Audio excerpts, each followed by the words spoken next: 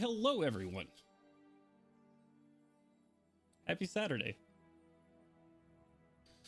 For the uninitiated, we are Hard Knock Dice. I am Jonesy, your dungeon master for the evening, and these people surrounding me right here, very friendly, are our heroes and adventurers and my best friends. Not menacingly this week. I don't really have any announcements, unless anybody else has anything cool. Just our normal stuff. Make sure that Hydra, appreciate the sub. I see it in chat. Make sure you sub. Get your awesome sub badges drawn by this awesome person up here. Also experience points down in the channel. Make sure you drop follows, subs if you're enjoying us, all that good stuff.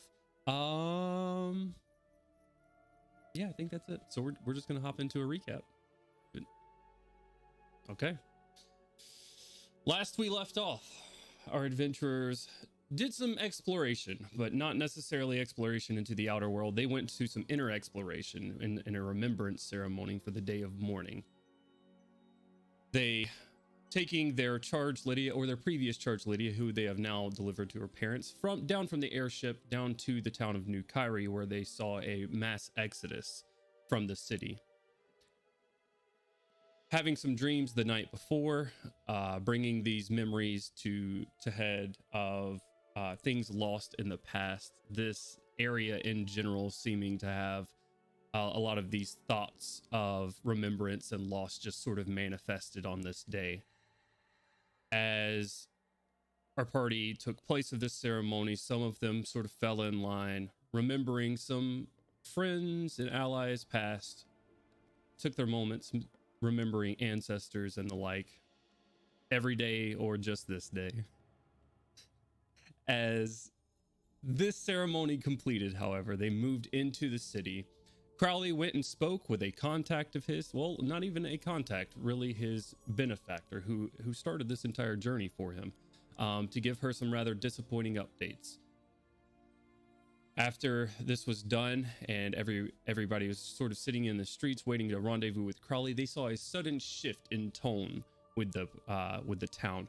People were out and about in colorful clothing, switching out of their black garbs for the day into bright Chiron fashions and taking to the streets.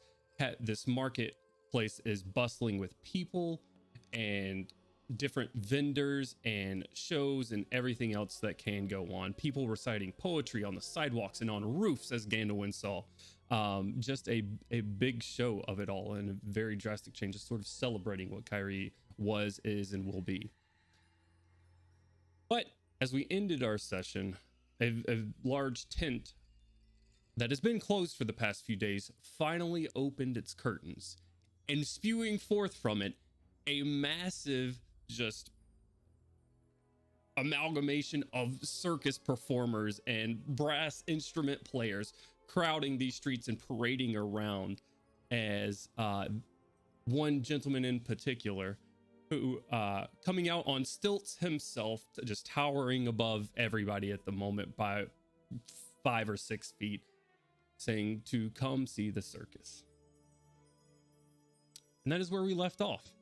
You guys are currently in your very strategic points, which we'll go ahead and switch over to the battle map, actually, or the map, so we can look at battle map. That's how I have them labeled. So battle, you say? Battle? Oh no, not battle. Clash at the Magic circus. circus battle. Let's make sure we got some audio from everybody. Sounds like we do. Okay, awesome. So, as we do that real quick, you guys left yourselves here in the marketplace. Can't your camera mess up on me? However, this is the current situation. What would you guys like to do as I fix RTM's camera? He got real skinny real quick. Heard He was battle skinny maps are before that. slimming. Okay. This man's always been a string bean. So last week, I believe I saw the Hat Man peeking his head out back here. I can't ping. Yeah, you somewhere did. around there. And then it was just a moment, sort of, from what you could tell, looking out in RTM's direction, as RTM had turned himself into a rather cute corgi and was doing his best to attract children. As you do. As you do. You saw a brief moment of a brim of a hat peeking out in the beginning of a face. And I'll say with that natural 20 you rolled, Gorham, after that disappears back into the circus tent, you're looking at this guy sort of stepping around you right now, going down the street, inviting people to the circus and just being very lavish about it and over the top performing. You're looking at his hat as he's sort of walking by you. That's familiar. My I camera's wanna- a little skinny now. Huh? But go ahead. So my camera's a little skinny now, but go ahead. I'll fix that as well, Gorham. What would you like to do, sir?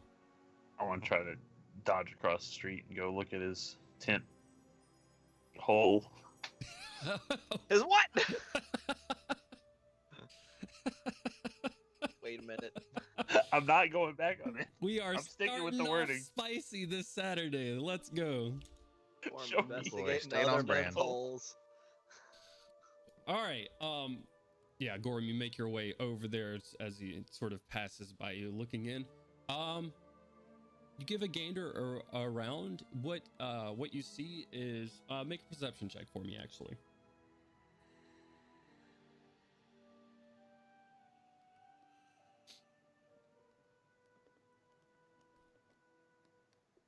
Are we back on brand? Is that what's going on here? It's at 18. Oh shit, let's okay. go! You look around and it's you're seeing sort of a behind the scenes of a circus.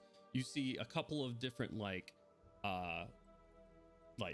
crates and wagons that have actually been drug into here, but there's also another drape on the other side of this, and like another tent curtain, like canvas on the other side of you.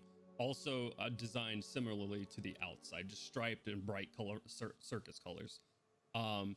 You sort of peek your head in a little bit more, just being pretty blatant about it. I assume Gorham's not trying to sneak here. Sort of the white plume of your helmet coming in, walking up to you. You see a bearded elven lady walks up to you and says, "Oh no, you cannot be in here. The show," and she kind of runs her hand through the plume of your helmet. "The show, you have to go around the front, sweetie." "I love your beard," and she starts running, and she starts like simultaneously touching yours and hers. All right, I get it. I'm leaving. Okay, all right. All right, is anybody else wanting to do anything while this kind of just parade is going on? After a few moments of you guys sort of observing this, our team's still in corgi form, I assume, they start filing back in, and people are following them as well. You see at the front, sort of two posts of this circus tent and the doors, two like cute little monkeys that are handing out just giant oversized lollipops to people and stuff as they're just like coming by, and they're just Take lollipops from strange monkeys. Come on, guys. Oh no. Honestly, I want to keep an kind of meander in the direction of as they're going, and keeping on like the edge of because as clearly people are turning their attention to the parade, seeing if anything shady is going on the edges at the backs of us. Everybody's kind of got their backs turned and stuff like that. okay. Yeah, make a perception check real quick. 19. 19. You look around the edges of the marketplace and sort of the edges of the tent, seeing if anything's going on. You see a large flock of people just sort of going into the tent right now. Nothing really going on around on the edges. Some of the performers that were out there on the edge, seeing the majority of the people are going away, or either going into the circus themselves or just going about their business. But not really picking up anything out of the ordinary. Okay.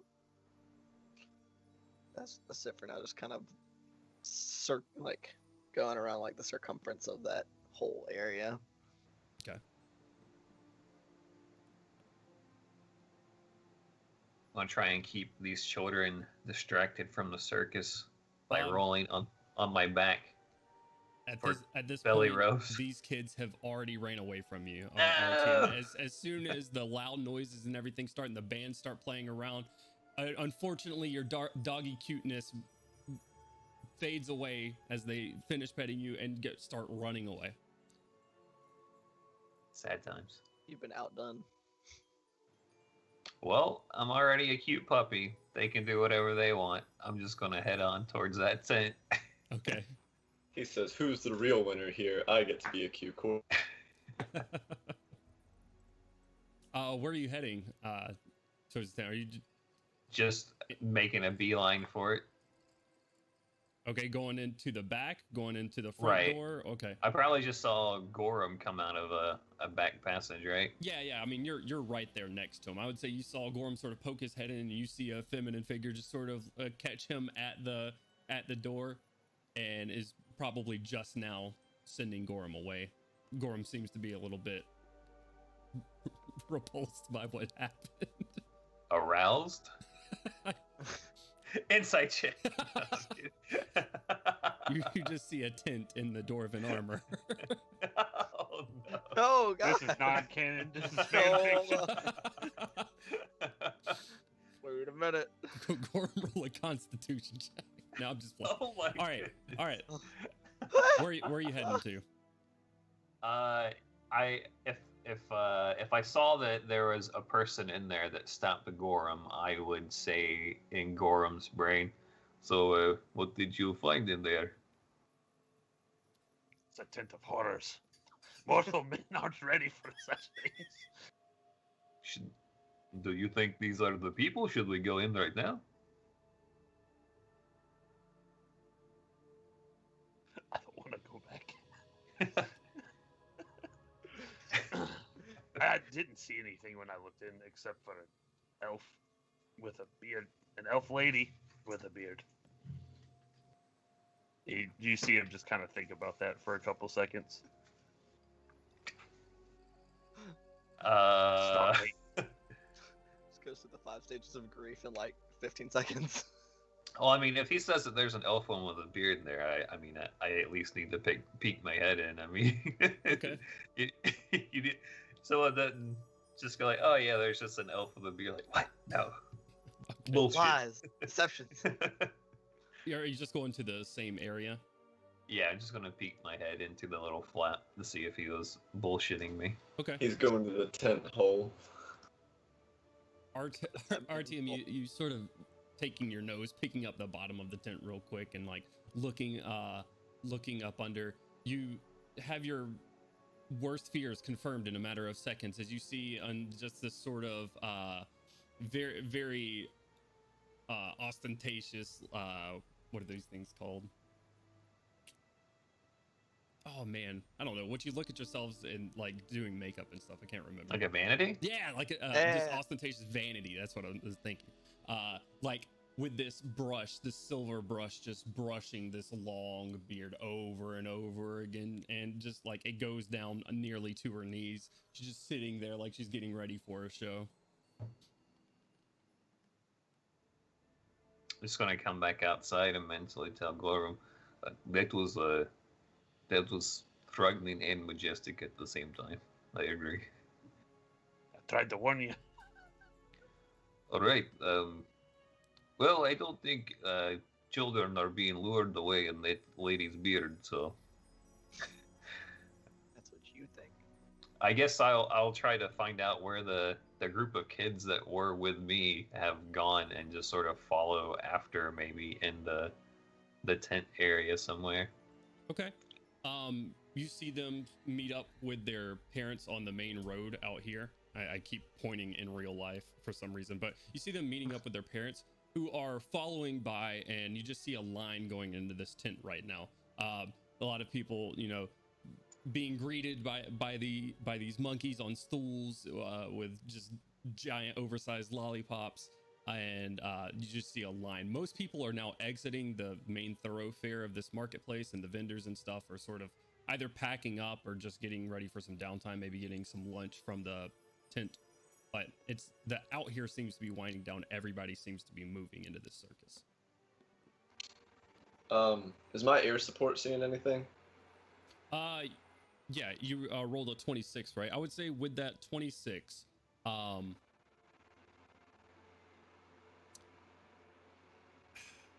From this area, you just had it circling the marketplace. Currently, I'm getting a lot of feedback from someone. Currently, your Kestrel doesn't really see, much like Gandalin, doesn't really see anything on the outskirts of the marketplace. Nothing is moving. It's gone. The mood of the city has switched 3 times on you guys now, to where it has been from mourning to celebration, and now the streets are now just kind of getting desolate at this point as everybody's filtering into this tent, or a large portion of them.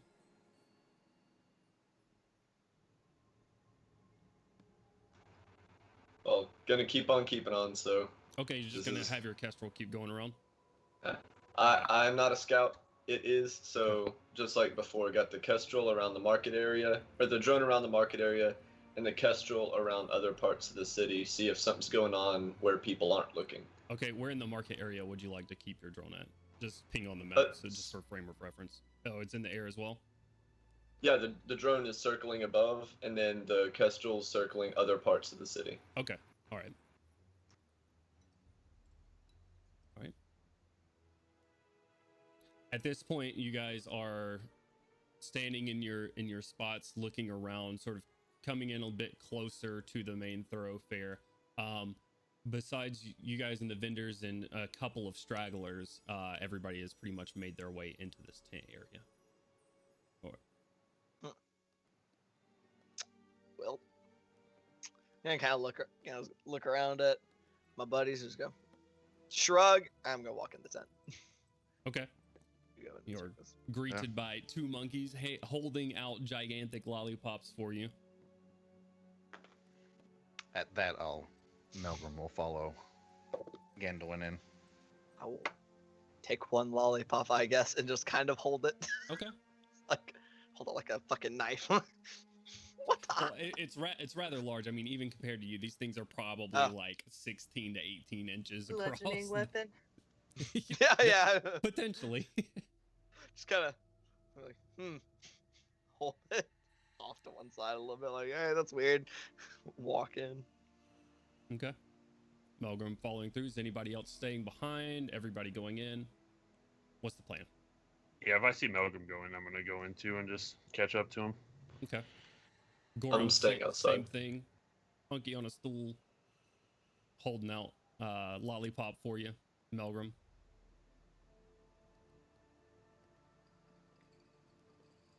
All right. We have 3 members who have not spoken as to what they're doing. You're muted. Oh, sorry. I'm sorry. I was saying I'm staying outside. Okay. Yeah, I'm going inside and just going exploring, just not getting stepped on, hopefully. Okay. All right. And still in your doggy form. All right. Crowley? If I see the movement in a corner of my eye, I'll just follow the crowds toward the tent. Sure. All right. All of you walking in through the to the tent. We will switch our scenes. Gasp. Man, imagine if we hadn't gone in. I'm gonna stay outside a little bit longer, just kind of hovering until the majority of the crowd gets in, and then I'll head in behind and find the Holy shit. fellas. Okay. As you guys walk in here, you are greeted with the telltale signs of a circus, a large sort of central arena. But as you walk in, the first thing that sort of greets your eyes, to your right and left, to the right where you do see a couple of children, Artyom, which would probably catch your eyes first and foremost. You see a couple of children that were playing with you, sort of in front of this booth with multiple different sort of floating lights going around, and a small furry gentleman doing some marionette type stuff. He's got some small horns as he just like dances these puppets across and puts on a light show and is telling a tale, making some jokes, and you just hear the children laughing currently. Your camera keeps giving me a hard time. Still You're muted. muted again. Yeah, I'll head over there and just kind of keep an eye out on the children and make sure that none of them kind of like stray away. Okay. Yeah. Easy enough. You do see Oh, where'd I put her? Yeah, you do see this woman sort of overlooking them as well with you. Just sort of laughing herself, arms crossed and watching this go through. To your left, you see an empty stage. It is very lit. It's got a bunch of white linens across it and some like large silver ornate poles holding them up, holding up these white linens. It's currently empty as you guys walk in, but as these people start getting seated, Gorham, as you're sort of looking over there through the side of the curtain on this side, you see one of the a bearded elven lady sort of catches your eye and gives you a little wave as you cross by. In the center. Does go ahead. Malcolm notice that? Make a perception check for me. She's just your type, brother. Little on the tall side.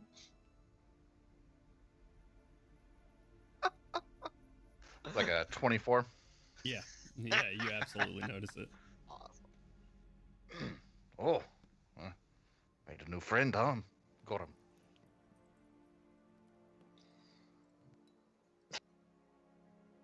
Wait, is that an elven lady with a beard? Now you're getting it. It's madness. This place isn't natural. Oh God. As I'm trying to move on OBS. As you guys sort of peruse and look around, you see a lot of people on these benches and everything else. On the back right hand corner, I assume would attract some of you as well, as there are a cluster of children here as well. But you do see opposite of you currently a large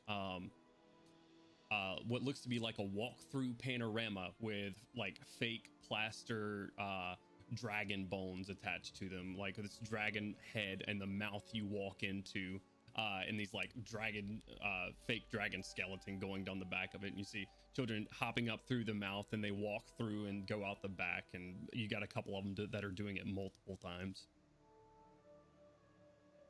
Okay. I would like to just kind of make a loop of like this entire outer area, like going around basically the edges of the tent itself. Just kind of making a circuit. And just take a look around. All right. Yeah, like one, because this is a pretty big tent. Yeah. From what I can tell. So at the moment, just making like a slow circuit of it at least the one time, just looking in any dark spots, anywhere that seems more out of the way, that kind of thing. Okay.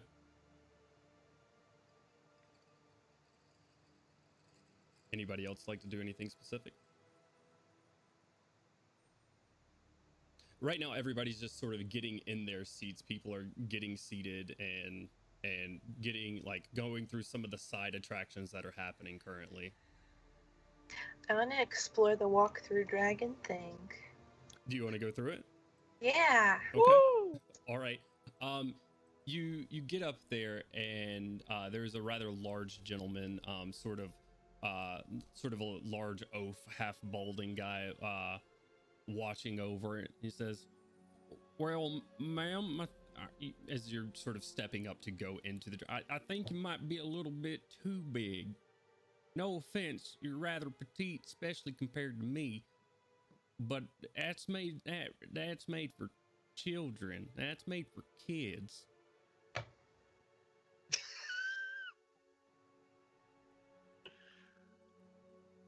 I don't mean to make you sad. Right. You get your lollipop? I might have an extra down here. I've been eating them all day. God. I appreciate it. Thank you, sir. And I'm just gonna walk away, I guess. Just gonna walk away? Well, And I'm gonna oh, geez. go ahead. Gosh. I'm gonna turn around. If I hear him being all sad, I'm gonna turn around and say, "Hey, no hard feelings, okay?" And then I'm just gonna go walk away. I just wanna be nice to him because I feel bad for making him feel bad. Okay. Well, I do, and he sort of reaches out of his back pocket and has like a lollipop with one or two bites out of it, and a little bit of pocket left. Says, "Well, I got an extra, and if you just want it." No, thank you. I appreciate it, though. And then I am going to. I am going to find familiar, and I'm going to send Haru through it just so I can see what's in there. Okay. Unless he's too big to go through it too. He's a big boy. No, Haru goes by, and at this point, he's that's good. Oh, hey, kitty cat. Oh, okay then. It just watches it disappear into the mouth. What does Haru see? Haru sees the entrance of this thing's mouth, and it's sort of got these glowing, undulating red lights for the eyes that just sort of seem to be magically there and giving it some ambiance, and a little bit of like fog coming through the out of the mouth. Haru just sort of following some of the kids going along. You hear some of the kids like screaming and laughing inside. As you're walking through, it's like the inner workings of a dragon. So you'll see like just carved interpretations of like the fire gallbladder where the dragon's fire comes from as you walk down the tongue, and then the stomach of the beast, and just all sorts of carvings and facts on a wall about dragons and stuff like that. And as you get to the tail of it, you know, across the back, it's like, and this is the last thing a dragon's meal sees as you exit out the back.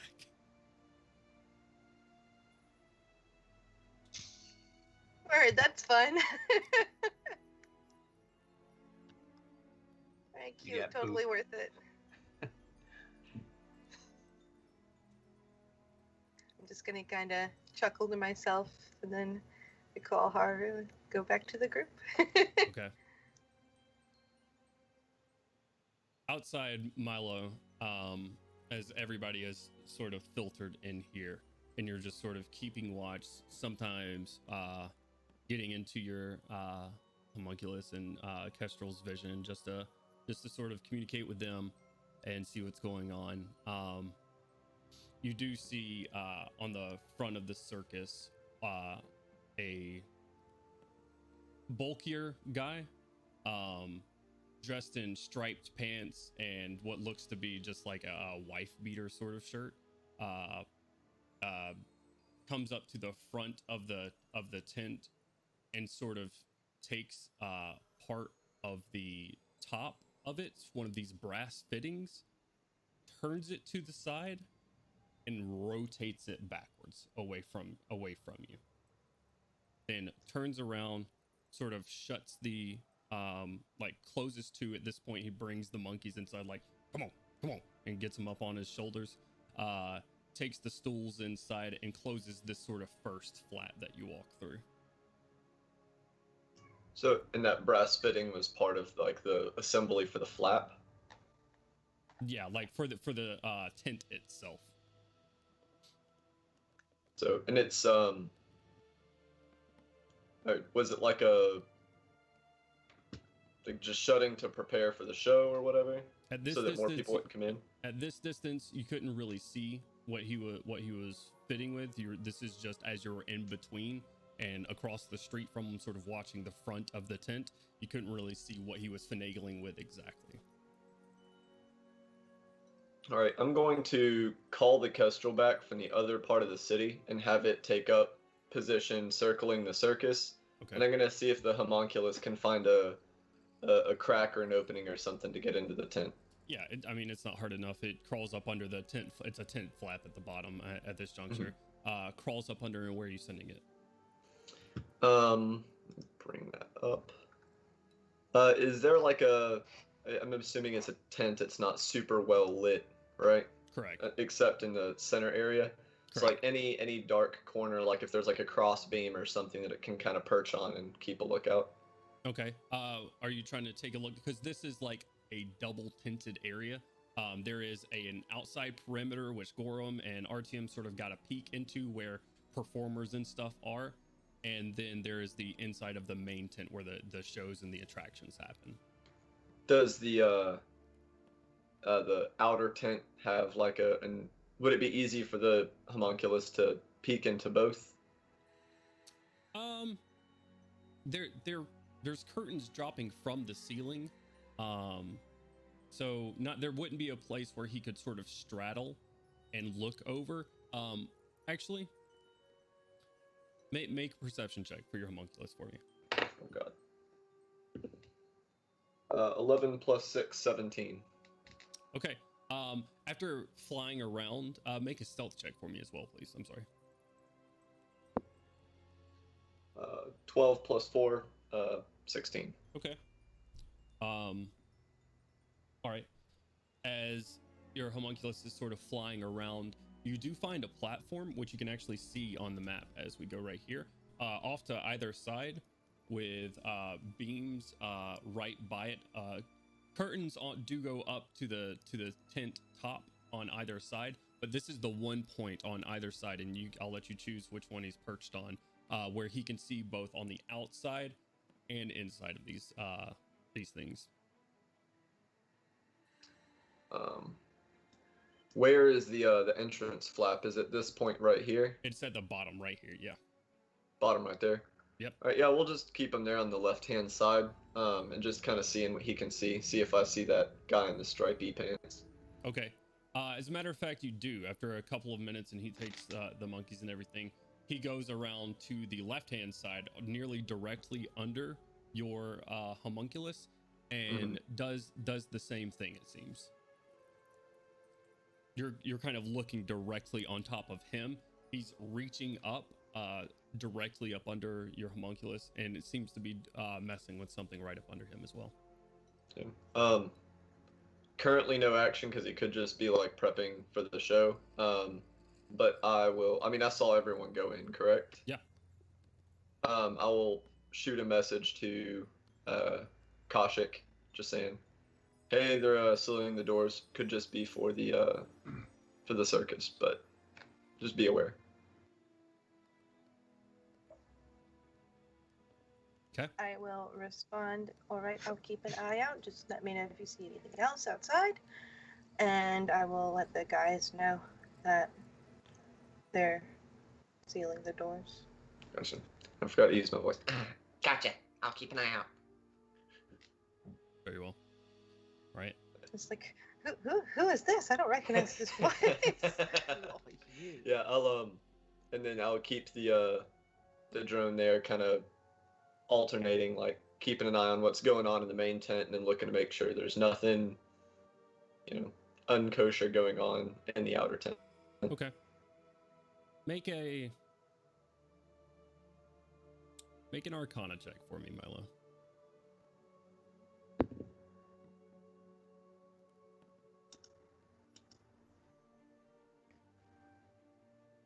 $15 plus 6, 21. Your homunculus is looking around, and it's pretty obvious to anyone going in as well that this tent is much higher and much wider. But I mean, things like this aren't out of this world, where there's sort of an extra dimensional space or just extra space. Like you'll walk into the door of something and it'll be much larger. But this place is just shrouded in conjuration and illusion magics. I will pass that right along. Okay. Just be aware the area you're in is either expanded space or extra dimensional. I'm not sure. I'd need to look more. And there's a whole lot of illusion magic going around, so it's not totally mundane. Just be aware. I will take this information directly to Crowley because he is the most versed in illusion magic person that I know. Cool, So Crowley, what he said.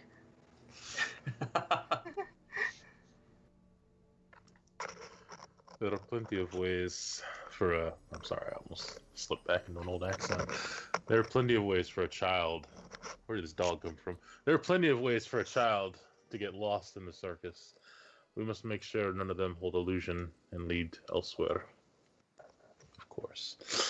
I will look around myself. Thank you for bringing this up, Kaushik. Spread the word around.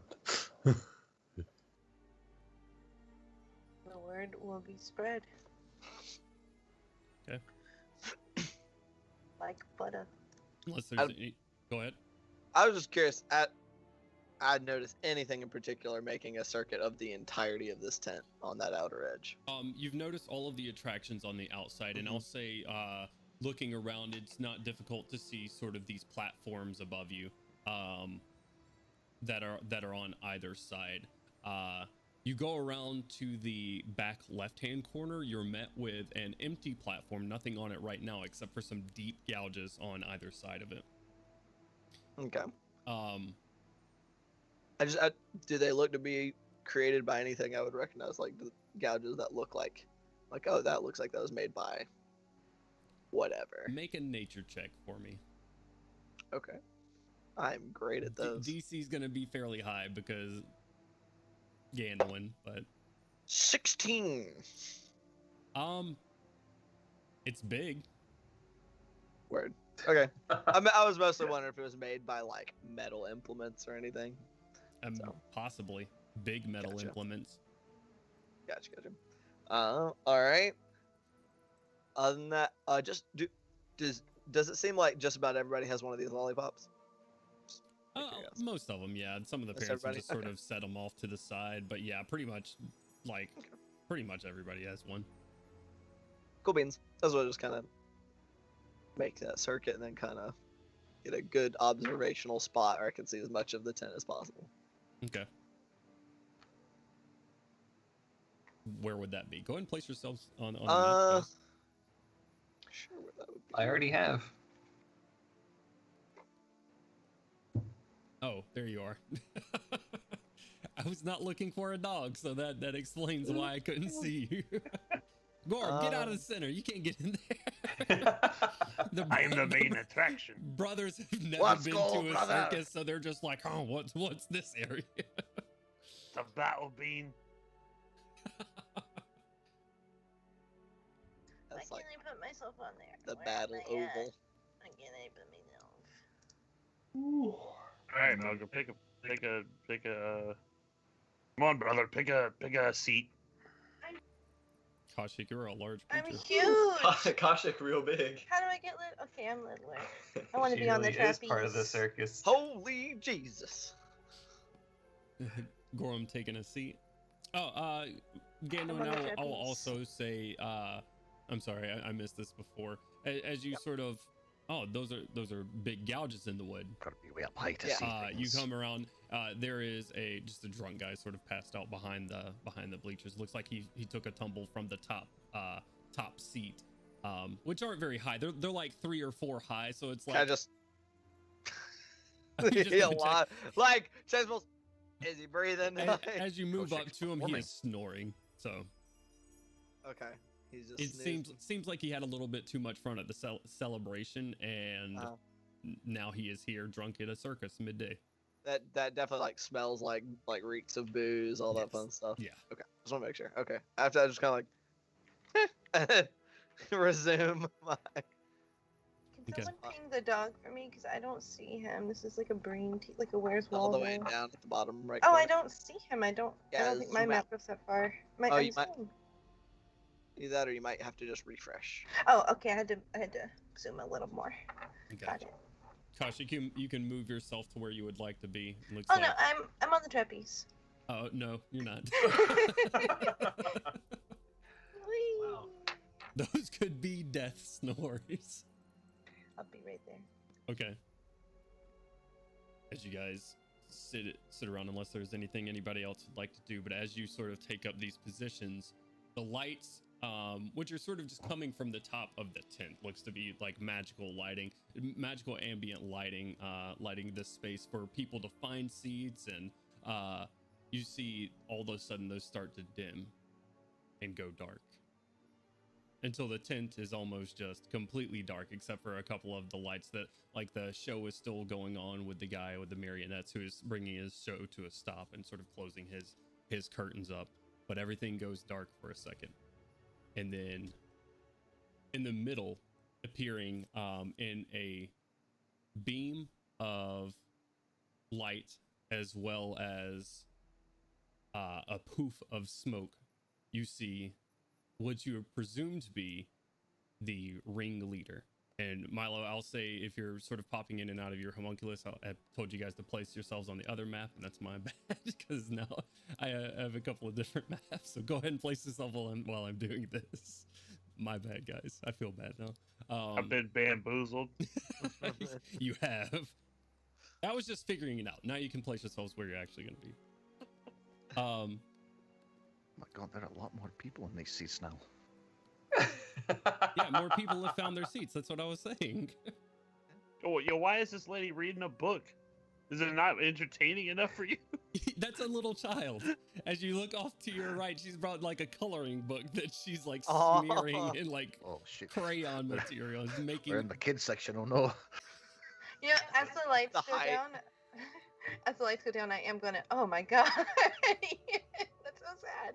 I'm gonna kind of shuffle around to closer to where the kids are by the dragon, just so I can keep a better eye on them. Okay, yeah, sure. Go ahead and move yourself around there.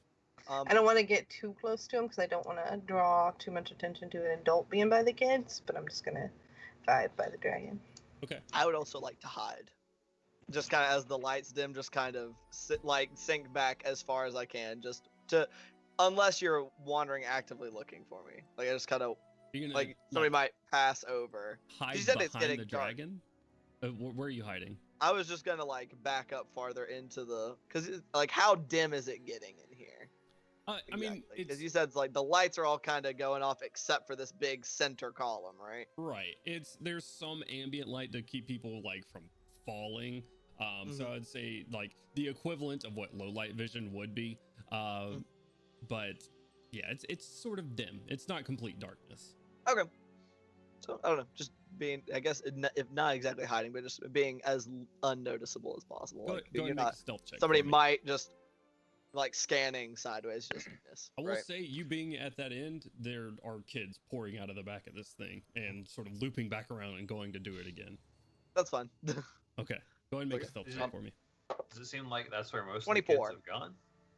24, very nice. You feel like you find a fold in the curtain and sort of press yourself up against it. What'd you say, RTM? Does it seem like that's where most of the kids have gone? Is over to this dragon thing? There's still a couple of stragglers. Some of them have made their way up into the seats with their parents, and most of them have sort of abandoned this as he's closed up shop at the moment.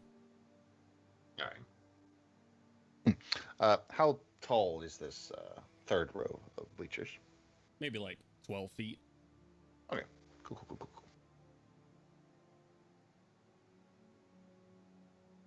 Okay. You're telling me that man fell 12 feet? Yep. Oh my god, is he okay? Seemed okay to me. Ganowin the medic did a quick check on him. Didn't seem dead. Does not seem dead. Okay. As you guys are sort of sitting here, appearing in the middle of this, and I need to adjust the stream real quick. There we go. Appearing in the middle, you see what is presumably the ringleader, the circus ringleader of this establishment, appearing on stilts, still, in just bright red garb, putting on a show this spotlight. He says, "Ladies and gentlemen, boys and girls, I have traveled across the lands, gathering the world's most exotic oddities, exploring the depths of the forest of Zindrick, scavenging the ruins of Sarlona. We are," and he sort of raises his hands up as lights go right next to where you are, Ganowin, hiding in the back. Lights flash onto the back drapery, and a sign rolls down above him. Zambini, Zany, Zooporium, and Zirkus, just in big letters all across it, and everybody just starts cheering for him. We have a wonderful show planned for everyone of all ages tonight. We have wild beasts. We have bearded elven ladies. We have performers of the grandest tasks. And just laying it on. as he goes through this introduction. And stick around for the grand finale. A beast unlike any you've ever seen. He throws something on the ground and smoke comes up and he disappears again. Oh shit! Ninja vanish. I did say Zirkus. Is Zirkus. Hell yeah. Milo, I would say you hear this either through your as he is thaumaturgied his voice up to just this booming voice to encapsulate the entire audience. You hear this from either inside of your drone's eyes or via your own senses. However, as you guys are sort of sitting around looking, watching after the children, some can't help but having your eyes drawn to the spectacle that is sort of happening in the middle of whatever is going on.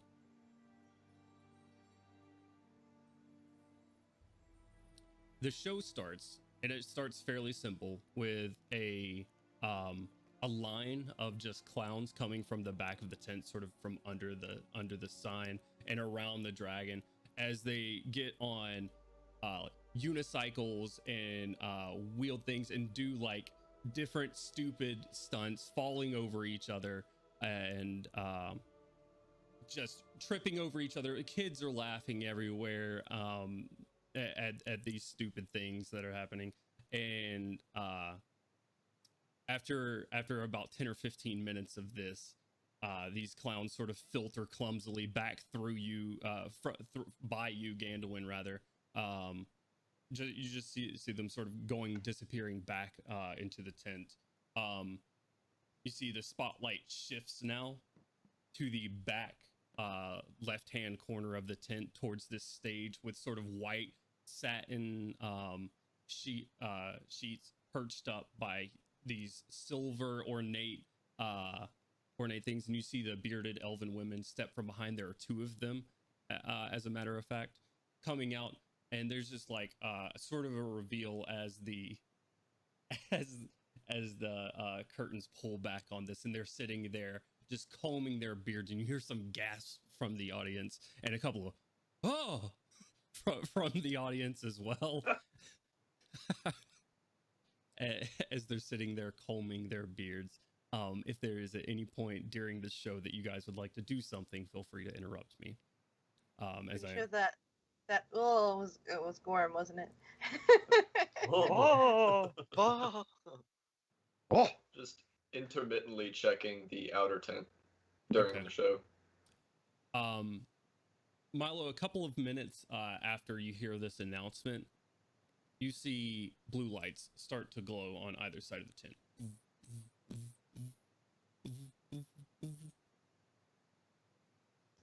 From the outside? Yep. Like through the circus material itself. So the lights are on the outside, or it's happening in the outer tent, and I can just see the light from outside? Yeah, if you flash in your homunculus's eyes, he sees it on the inside. It is shining from the inside of the tent to the outside currently. It is currently in tandem with sort of the performative lighting going around in the circus itself. Does it appear that it's part of the performance, the light? Not that there has been performative light going on this entire time, and you have not seen any of the light come through. Knowledge Arcana to see if it's part of any kind of spell or effect that I might be aware of? Yeah, go ahead and roll it. All right, and I do have a attunement to those goggles, so I'm going to drop my night vision ones, put those other ones on, and give it a peek. Okay. So that'll be advantage on that. All right. For no reason, because they were both 13. For a total of? 13 plus 6 for a total of 19. DC 17. Okay. You're looking at this. This tracks with some of the conjuration magics that conjuration magic vibes that you were getting from this thing. This looks to be some sort of teleportation. immediate message once I identify it. Can I tell if it's a teleportation in or out? You think that this is about to be a mass teleport. Oh, Jesus. I'm going to book it towards that opening in the tent Okay. that I saw them going before, and I'm going to send a message to Kaushik as I run, calling my raven or the kestrel to my shoulder, and like, There's a teleportation spell about to go off. I'm not sure if it's in or out, but it is a large volume teleportation. Okay. They're hiding the lighting within the performance lighting. As you're saying this, and you see Milo, you burst through the front, and as you do, like as I said, this is sort of a double tinted area, one holding in the main performance itself. You see just blue lighting. What you saw from the outside, peering through the material on the outside, lighting up around the edges of this, just incredibly bright, and you pierce into the second layer, into the performance itself. You can go ahead and put yourself on the map. You're right about here.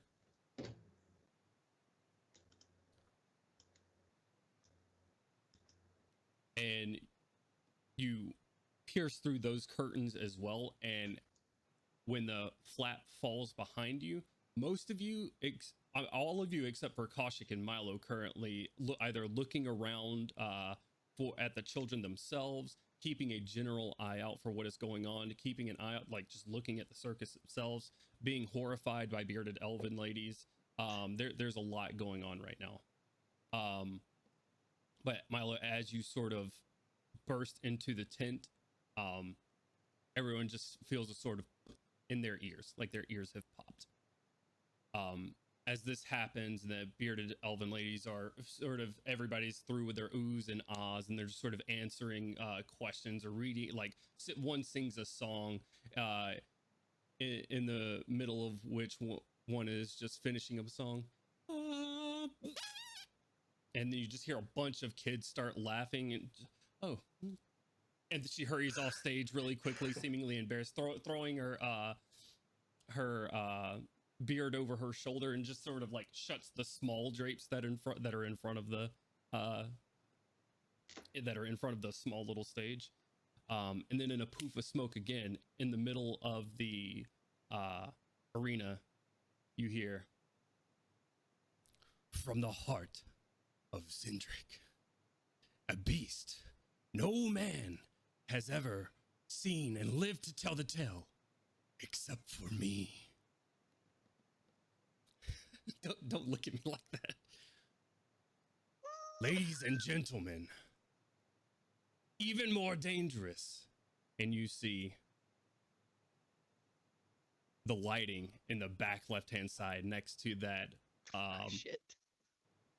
next to that stage that you saw, the lighting goes green, and just sort of light fog starts pouring out. Gainwin.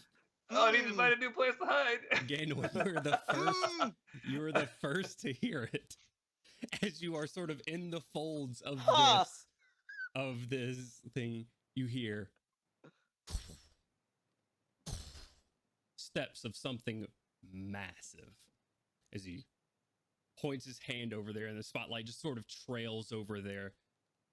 Everyone at this point hears not only these massive steps, but the sounds of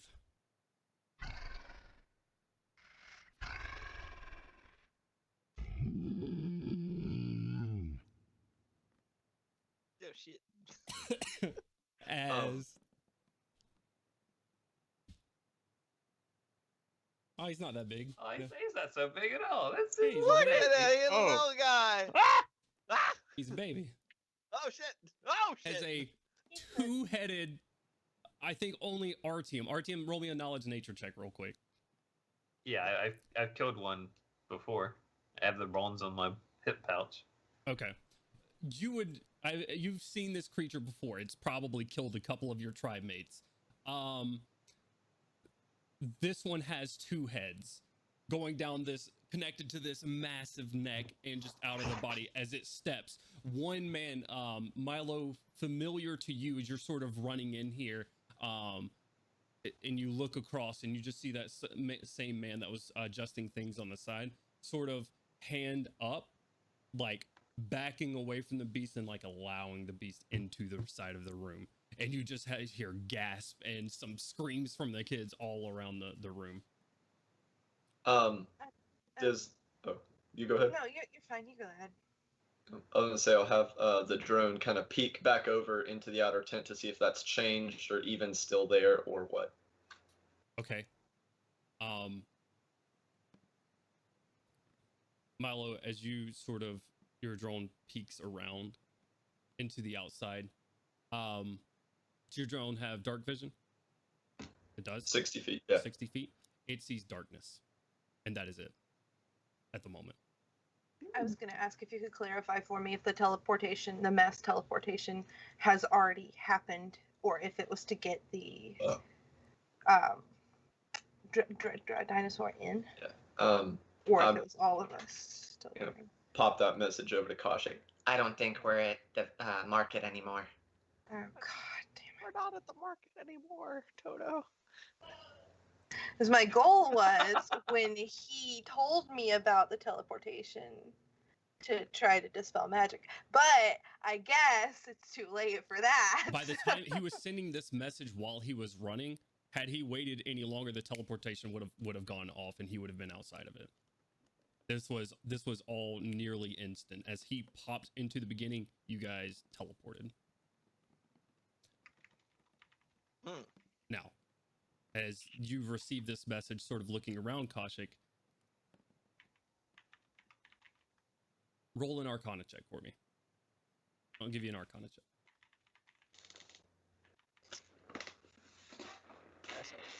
That's a big bitch right there, fellas. I've never known less about anything in my life. In fact, I probably forgot a few things that I did know about magic because I rolled a nat 1. Oh, no.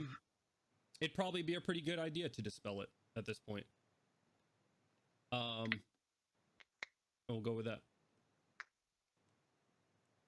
However, this beast has been revealed and they're just sort of showing it off. Koshik, you have said you were looking after these children over next to the dragon.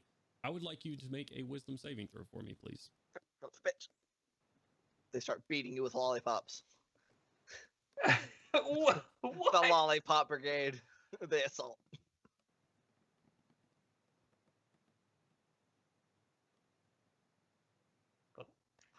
Okay, so I add my wisdom modifier too, right? And your proficiency, because you should be proficient as a cleric. Yeah. What's the proficiency? Oh, 3. Plus so 3.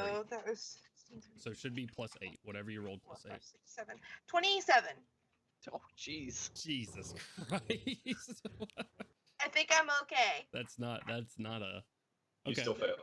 Never felt so wise in your life. Very well. As you're sort of tracking these children through, and you see one goes in, one comes out the other side, one goes in, one comes out the other side, one goes in. Another one comes out, a different one comes out, one comes in. Okay, wait a minute. What happened to the one? Maybe they're still in there. Bro, I'm going in. I don't care what the guy said. I'm going in. Okay. All right. I'm gonna send a mental, though. I'm gonna send it to Milo, and I'm gonna let him know I'm going in. How are you sending Milo a mental note? With sending. Okay, you're spending a sending spell? I'm gonna pull out my phone and send him a text message. You're gonna send out a sending spell? Yeah. Okay. Very well. As you enter the mouth of this thing, Can I follow her? I'm right next to her. Yeah, Or sure. s- Are you following her into the mouth of this thing? Yeah. If I see her wanting to go inside of it, I'm gonna follow as a more agile and smaller doggy. Okay. I need both of you to roll charisma saving throws for me, please. All right.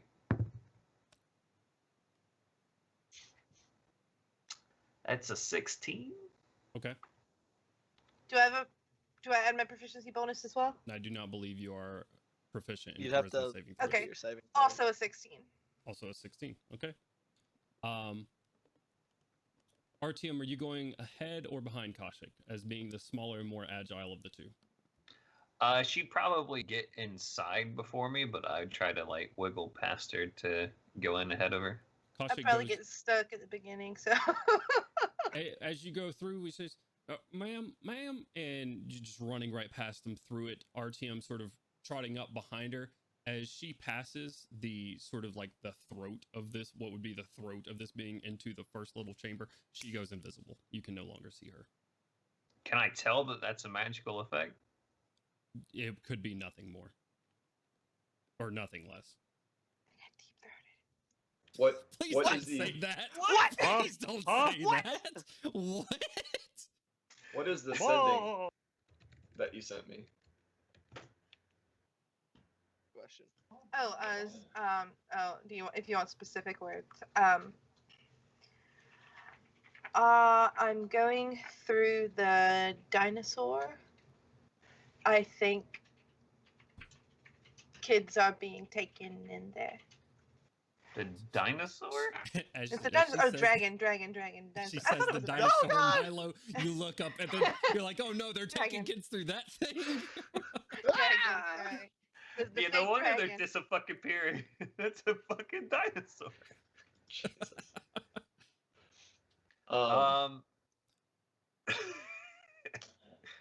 I am going to, upon receiving that sending, I'm going to respond with, I'm coming to you. and I'm going to start making my way to the right to try and get around the right-hand bleachers to the back. I'm not sure how far I can get right this second. Okay. Is- Go ahead and move your movement speed. Is there anyone that I can see within 60 feet of me? Or- No, you're inside of this thing currently. Well, I haven't. Did I go in after Kaushik? Because if I saw her disappear, that probably would have given me a little bit of pause. Okay. All right. Yeah, I just want to see if there's a member of the party around to be like, Kaushik just disappeared in the mouth of this dragon thing, but I wanted to go in after her. But just to let you know, it's weird. 60 feet. The dwarves are outside of that. You don't have line of sight to Gandalin, and looks like he's, yeah, don't have line of sight to Gandalin. I would say, Milo, where are you at? You move your movement speed, Milo, from that position, because that's where you entered the tent at. You said you were moving off to the side of the bleachers. Yeah, I was Oh heading. no, I can way. tell the dwarves. It's my level times 10 feet, so it's 80 feet actually. So I'll let Gorham know. Gorham is Hailing 95 telepathy. feet away from you. All right. You could. Do you Yeah. have to have line of sight? Well, you have to know that he's Yeah. there. Make a I have perception no check idea for where- me. I'll give you a perception check. 11. He's too good at hiding for you. You Yeah. do not see Gandalin. I'm just gonna screw it. I don't see anyone. It's a ponderous situation, so I'm just gonna run out like halfway onto the stage so I can get within range of Gorham. Like I will Yeah. say, invisibility. I'm going, and then just run back over there. okay, so you're just gonna pop out of your form. No. I'm going to run in range as a And tell doggy, Gorham. like almost onto the stage, and then tell Gorham, and then run back real quick and hop into the dragon. And Okay, I I say- would also say that dogs can bark. Could Turn around and run. I would like to point out there's still 5 members of the party that don't know we've teleported. I don't thought know that we information was teleported. disseminated by Kaushik. no. She's not How? near any of us. We're Yeah, spread I out. can tell them. Yeah, Mm. she was not near any of Yeah. us. Telling you. So I throw that out there real quick.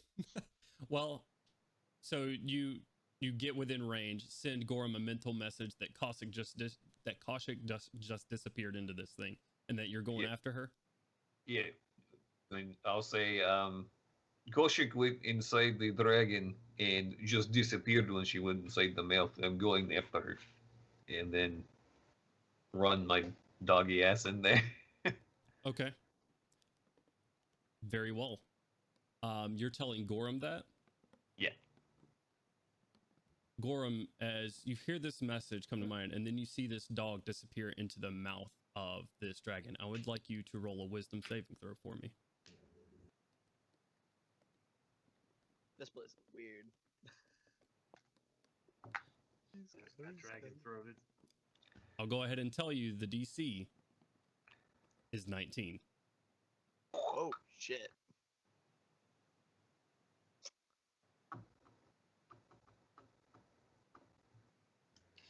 $15. I rolled a 7. Oof. Big yikes. What were you just thinking about? Yeah, probably not It's not important. natural.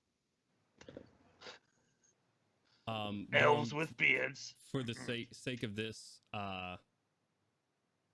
you don't really remember Artium. As you make your way through here, Kaushik and Artium making your way through in your doggy form, sort of shooting ahead of her, like you said.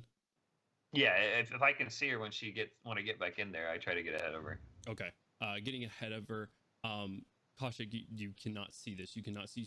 You probably feel something push past your legs, but Artium is currently invisible as well. As you guys are making your way through, you see a kid ahead of you hop out the back end, probably 20 feet, 30 feet ahead of you through this thing near the back end, hop out. As you guys are making your way through, Artium, you feel something grab you by the back of your scruff and pull you to the side. All right. Kaushik, you hear a yelp of a dog in front of you. Knowing Artium is sort of in his corgi wishbone form, you just hear as he gets snatched from the other side, and as you're sort of walking and speeding up to catch him, grabbing you by your shirt as well and pulling you forward, you see the ringleader of this circus looking both at you and just sort of half grinning in this sinister way, says, well, what do we have here? A couple of clowns? What would you like to do? I would like to mentally say, put me down, fuckface. You have a weird place here. I'm looking for children, and they're going invisible in this place. I'll bite your fucking balls off if you don't put me down and tell me what's going on. He goes, a psychically capable dog, and sort of throws you and grapples you in this underarm carrying position, like you would hold a smaller dog. Make a opposed athletics or acrobatics check in your dog form. Oh no, but you're not polymorphed, are you? You're shapeshifted, so you get your bonuses. Yeah, I get my proficiency to it, You and did I roll really well. You got to be a 23. Oh no, I actually got really good too. I got a 21 though, so. Oh. He grips you. The music is off. I'm sorry. I don't know why that's happening. I will remake the room.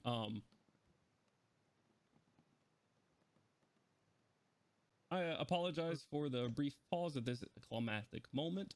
For those who are not being grappled by creepy circus men and not currently invisible inside of a dragon, if you would care to roleplay and talk amongst yourselves, Milo, I assume you are heading somewhere. Yes, he is. Big dinosaur. Going to continue his little path around the back of those bleachers, heading towards the skeleton. Can I tell from my perspective whether that is a illusion or a real dinosaur?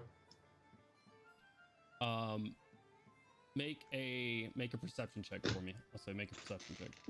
Give you advantage for your drone being there as well. Biggity bet, because I needed that. First one was a 2, second one was a 14. My perception is not great. That'll be a 16. I'm really curious, did the clowns have red noses? Did the squeaky nose? Just out of curiosity. Some of them did, sure. Sweet.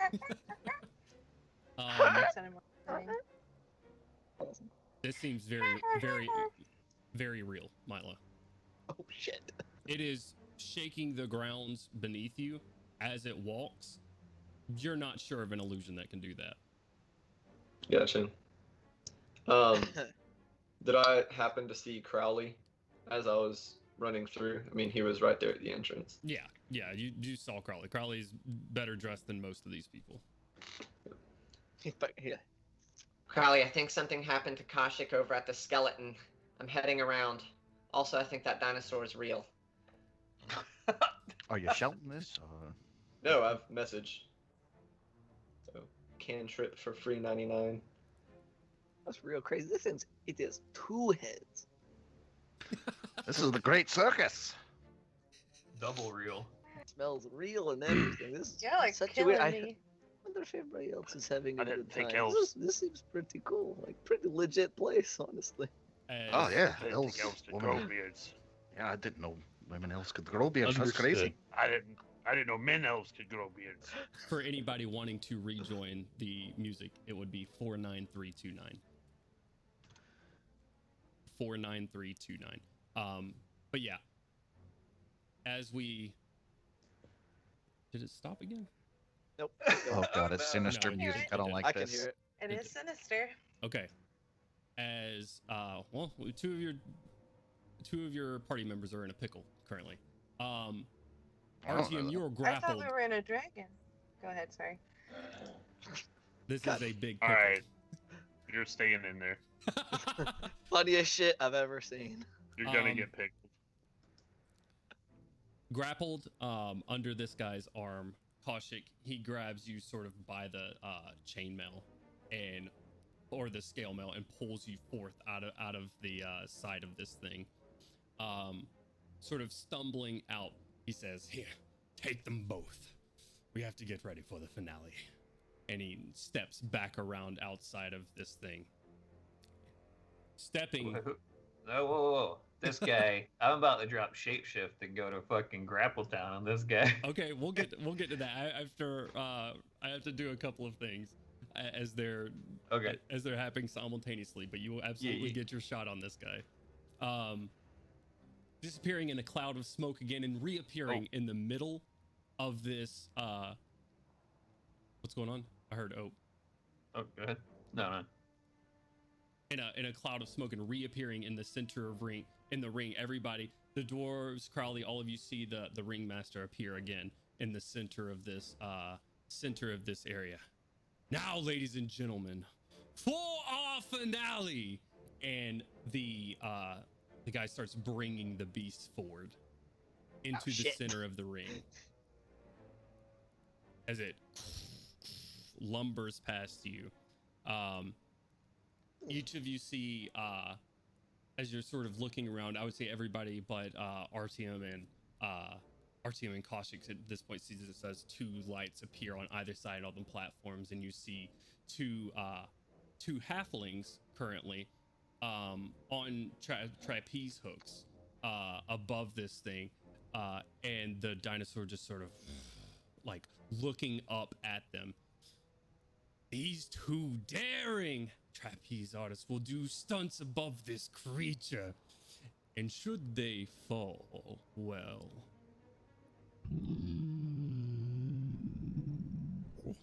and this thing growls, and then they start swinging off of this, above this creature. Is this 2-headed Rex is just sort of just under their feet, sitting there like watching their feet swinging, and everybody's just gasping at the sight of these like trapeze artists going right above this T-Rex. Okay. It's pretty cool. As Artyom and Kaushik still in the back, as he sort of hands you off to these 2 thugs, what would you like to do? What do they look like? They just look like guys. Yeah, I So mean, the lollipop if he just hands me off, I won't drop form, and I'll say a similar thing to the other guy. Hey, bozo, drop the fucking dog. I'll bite their balls off. You will fetch a pretty finny. Let's get me a cage. Let's find a cage. I am going to dagger stab the one that's holding me. Should I not dagger stab him? No, You said it now. I'm Get his ass. I'm completely there in alignment with Kaushik. Like, oh, you're grabbing me? You're gonna die. Okay, go ahead and roll an attack roll. To be fair, the last time somebody grabbed you, I mean, it didn't turn out super great for him I either. add hit plus DC or whatever this thing is, right? Hit slash DC. The You plus add- 5. it's I gonna- add that. No, because it's a dagger, and you're going to be adding your strength modifier and your proficiency bonus, right? She could add her dex if it's better. Ah, yes. Your Oh, well, strength or there's dex. well, if I would have clicked it, it would be the plus 5 that I click. So Oh, I add yes, plus yeah, 5 yeah, to yeah. my hand roll, right? So, okay, so it's 3 19. plus 2. Yeah, okay. 19? Nice. 19 Yeah. hits. Go ahead and roll damage. Yeah, get his ass. See that? That should be Cool. 1d4. Oh. What? Yeah, it was 3 damage. 3 damage? Okay. Yeah, I didn't do much damage. I rolled a 1. All right. As you stab him, your invisibility does drop. Funny thing, Kaushik, as you sort of stick this thing into him and pull back, you feel down across your neck where your spell focus is kept. Your Maybar crystal is currently like humming and vibrating against your chest. Hold on, let me put it on. All right, Artyom, as you see this as Kaushik goes in with a dagger, is there anything you would like to do in response? Does that guy seem like he took being stabbed with a dagger like a normal guy would take getting stabbed with a dagger? Yeah, does not like it, but he is not dead. Okay. Does He's my a bigger, beefier guy. This just pleases me. does the drone see her just kind of like fade into existence? Your drone is on the left-hand side over here. They are currently way over here, back in this area. Yeah, if this guy sees his buddy get the stab, I want to try and bite this dude. Okay, all right. As a corgi, go ahead and Yeah, roll. as a corgi. Go ahead and roll. Bite him in the This is nuts. amazing. What's the strength of a corgi? I rolled a 17. Stay 17 strong. 17 They hits. probably use their dex to hit, right? Well- Being that small, whatever. 17 hits. Is 1 point of damage? I don't know. Are they tiny dog? creatures? Are they medium creatures? Small creatures? Oh, They They're are small. they're bad. small creatures. They have a +4 to hit. Wow. Holy shit. It What's- does 1d4 + 2 piercing. I think this is. that, Is that for that a seems dog? really good for a corgi. Yeah, hold Hell on. yeah! He takes 5. I fucking go for the jugular on this bastard. Hold on. I don't want to like be fucking lying to you or whatever. Hey man, you said bite his balls off. You meant it. Listen, corgis are small and they're stout, and it's concentrated muscle in like sausage form. Like, I think. Don't call me yeah, wish, that's, call me wish ball. Really interesting show, huh? Hey, that Brother. was third party. I clicked the wrong link. Ignore me. More golf clapping for the half the I was half. about to say, that is very good for a dog. Very good job. You don't think they're really gonna let that T-Rex eat them halflings, do you? Who This knows? is a show, right? Yeah. Okay. So apparently 5e doesn't have a We'll small see. dog stat block. 3rd edition did. but- Well, a blink dog does 1d6 + 1. No, we're gonna go with a flat D4. What'd you do? I rolled a 3 on the d4. Okay, doing pretty decent damage as a corgi. Because he's not currently grappling you, as he never made a check for it. You wriggle free from his arms, hitting the ground, and then go straight for his balls, and are just kind of latched onto his crotch area right now. Oh shit! Um, Got him by the ball. Does Milo get any closer since that last 30-foot move? yeah. I'd say you get another 60 foot closer. So, What's up? sorry, there's just a weird DM part of my brain that was just going. So exactly what would it be considered if a dog had you literally by the balls? Would that be grappled or would it be? If it was a grapple check, but okay, that's gonna be their turn. I feel like they should definitely take disadvantage for having a dog bite them.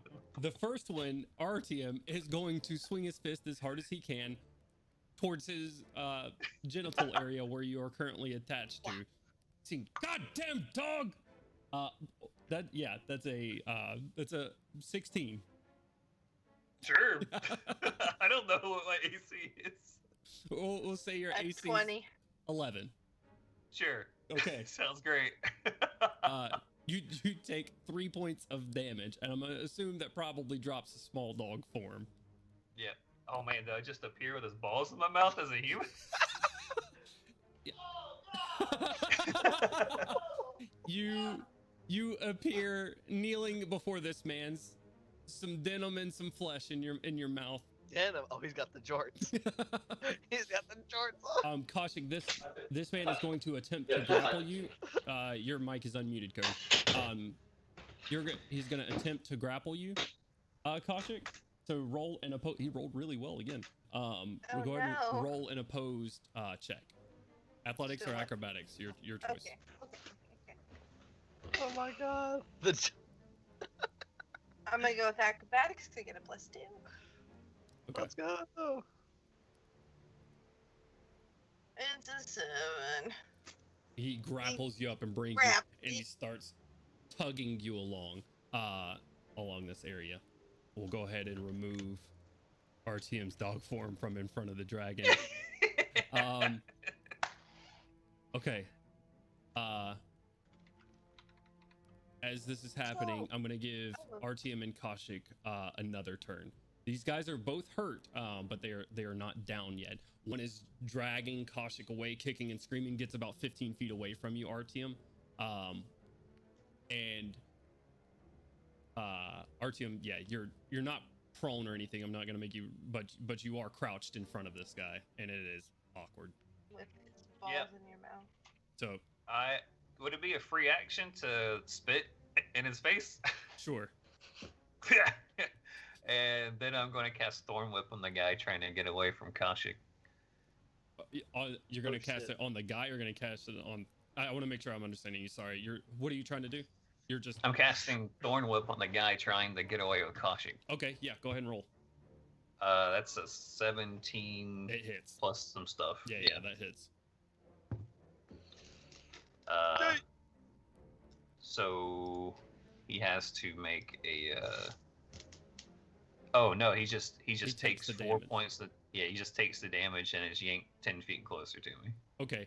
As he's yanked 10 feet closer to you, you got about 15 feet away. Kaushik, unfortunately, of being grappled with him, you also go prone as his ankle is swept out from under him. As his head cracks against the ground and he is unconscious. Okay, so what does it mean for me to be prone? You're just prone 15 feet away because when he goes Just unconscious, he vibing? is no longer grappling you. Cool. Yep. It just takes half your movement speed to get up. That's all prone means mechanically. Okay. The other guy's still up, yeah? The guy who had Artyom? Yes. Okay. Guiding bolt. Jesus. Okay. I'm gonna kill this man. Okay, go ahead and roll. Kaushik Where's woke up it? and shows violence. I'm not gonna kill this man. It's just gonna be name the was first also level one. Richard.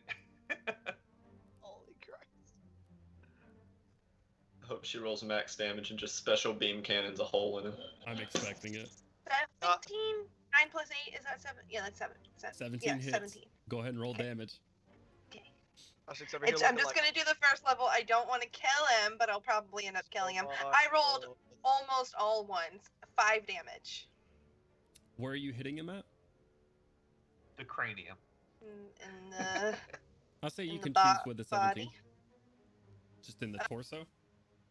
Give me a specific area. Where are you hitting him? You have to Collarbone. narrate exactly how this guy dies. In the collarbone. Okay. This one, right here. I hit him right here. As Or no, you, right side. I don't want to hit his heart. Right side.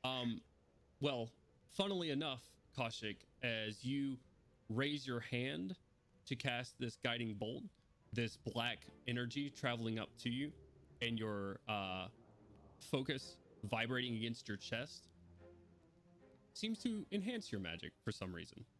As the black energy around your fingers, just sort of a plate of like arcane energy forms, and you blast his entire shoulder off. And he just and falls backwards. You tell me where I could have hit him that wouldn't have blasted a body part off. I No gave you your There's choice. no chance. I gave you your choice. You I should have went hit with him right the in the bloody game. balls. However, Oh, his butt cheek. Are we hearing this No, commotion, no. the shouting and spells going off and stuff? not yet. Funnily It'll enough, never sit the same again. yeah. Gosh, you got my new Big clothes T-Rex completely roar. covered in blood, but that was amazing. These guys are currently outside of the tent, and as you guys sort of shrug these guys off and get your bearings and look around, do either of you have dark vision? Hell yeah, I do. I'm a elf. Kashik? Well, half elf, but What yeah. about you, Artyom? No. Nope. Artyom, you can't see much out here. Like, with the Oh. with the exception of what is right in front of you with Kashik and the energy sort of emanating off of her, and this sort of blue undulating energy off the top of the tent, you look out and it is expansive darkness. Kashik, you look out with your dark vision, and past that is darkness. There is nothing. There is no moon. There are no stars. There is no light. There is nothingness. And as you guys are sort of collecting yourself, Artyom getting a little bit closer, so since you don't really have vision, except for what's undulating off of this thing. Go ahead. I was gonna cast Dark Vision on myself. Okay, sure. You can't. Does it work or You something? ain't gonna it see does- anything. Yeah, it does. You see the grays outside of the tent and Right. the undulating blue light, and then you look out with Kashik, and it is just an expanse of darkness. You look up, there is nothing. Oh well, that's not right. We should get back in the tent and talk to some people. Maybe not kill them. As you're saying this, the crystals on the outside of the tent start humming and vibrating, and sort of Dispel brightly. magic. Yeah, it's gonna. Oh. I'm going to give you another Arcana check, Kashik. I don't wanna. Oh, shit. Artyom, you can cast Dispel Magic. I Yeah. will say, in reaction to seeing her do this, I will also give you an Arcana check. Sure. She's an 8, so never mind. 17 total. Hey. You see her doing a very familiar spell to you, Dispel Magic. You've used this spell yourself before. And she's aiming it up at the teleportation crystals. Artyom, if that hits that teleportation crystal, you, Kashik, and everybody in that tent are going to be here, wherever this is, for some time. Yeah, wait, don't do that. I'm gonna slap her hand away. Okay. Yeah, we need to get in there, and I'll just kind of like push her back towards the tent. Like, no, you fuck this place. What are you doing? I don't know. It seems that I'm pretty strong at this place, so maybe I want to stay. I'm just As kidding. you guys are going back towards the tent, you hear out in the darkness on the edge of your dark vision. Your dark vision is 60 foot, Kashik. How far is your dark vision? 60. 60 as well? 60 with a spell. Yeah. On the edge of your dark vision, you hear very large footsteps and like the grinding of metal on stone. Stepping just into the periphery of your vision, you see a giant humanoid figure, black plate going up his body, a gaunt, just dark gray ashen face, looking at you, dragging this large onyx black axe behind him, looks at you and just sort of puts it in his hand, What's up? and then starts charging at you. Oh shit, we're going to the Hold circus. person. Hold What person. are you? Just get inside the tent. What are you trying to fight these people? You don't think it's gonna follow us into the tent? If it follows us into the tent, that's fine. The tent is leaving. The runes are charging up. Woman, what are you doing? Okay, we get in the tent. I'm going to the tent. We run. Let's jet. Let's go. Let's bounce. Okay, I'm not blast. charging you this spell. This is the second spell I'm saying our team has slapped out of your hands. Caution team is better just stop it. doing this as Caution goes to cast the It's spell. gonna pick up caution. Like, yeah, we have to go. Stop. That's fine. Milo, I will say at this point, as these two come into the back of the tent and you hear, "We have to go!" And you hear this as they step back into the tent. And then boop, everybody's ears pop again. And this is really weird. It keeps happening. Ugh, oh my Have I moved any closer to that area yet? Yeah, my I'll last say you move. move. Go ahead and move yourself another 60 feet.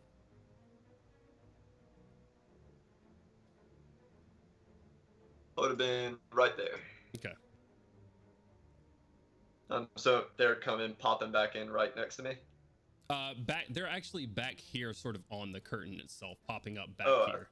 I thought they went out that way. My bad. No, they were snatched from the inside the dragon itself. So there's right here is where you guys are at. If you'd like to put yourselves right there.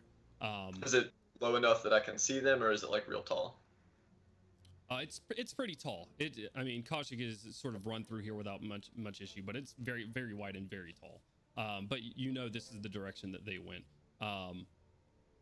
And as you walk up, well, now, sir, I let the little young lady run through, but you're just way too big. I gotta put my foot down somewhere now. I'm completely ignoring him, and do I recognize that pop as another teleportation? Putting the two together, it seems like it, yeah. Yeah. And I heard Artyom shouting as he came running in with her. Yeah. I'm gonna raise my voice back. Artyom, over here. You Raise hear my that, like, 7-foot tall arm up. you hear that on the other side of this like dragon thing. Would we happen to recognize the pop as a teleportation as well? I wouldn't or say would we- I would since say I knew? That we You were rolled a being 1 and an teleported? 8 on your Arcana check earlier, so I'm gonna say you haven't quite connected the two. Oh, and I forgot that I had the kestrel on my shoulder, so I'm gonna have him take off and hover in this area. Okay, just flying around, looking at things. All right. Yeah, it was like hovering, like basically like 20, 30 feet up directly. All right. Gorham and Melgrim, and I would say Crowley as well. Let me get perception checks from all three of you. Ah.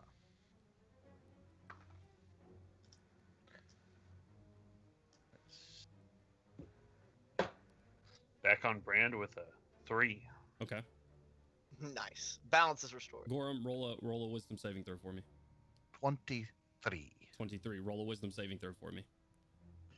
10 for prompt perception. 10. Roll a wisdom saving throw for me. What'd you get, Gorham?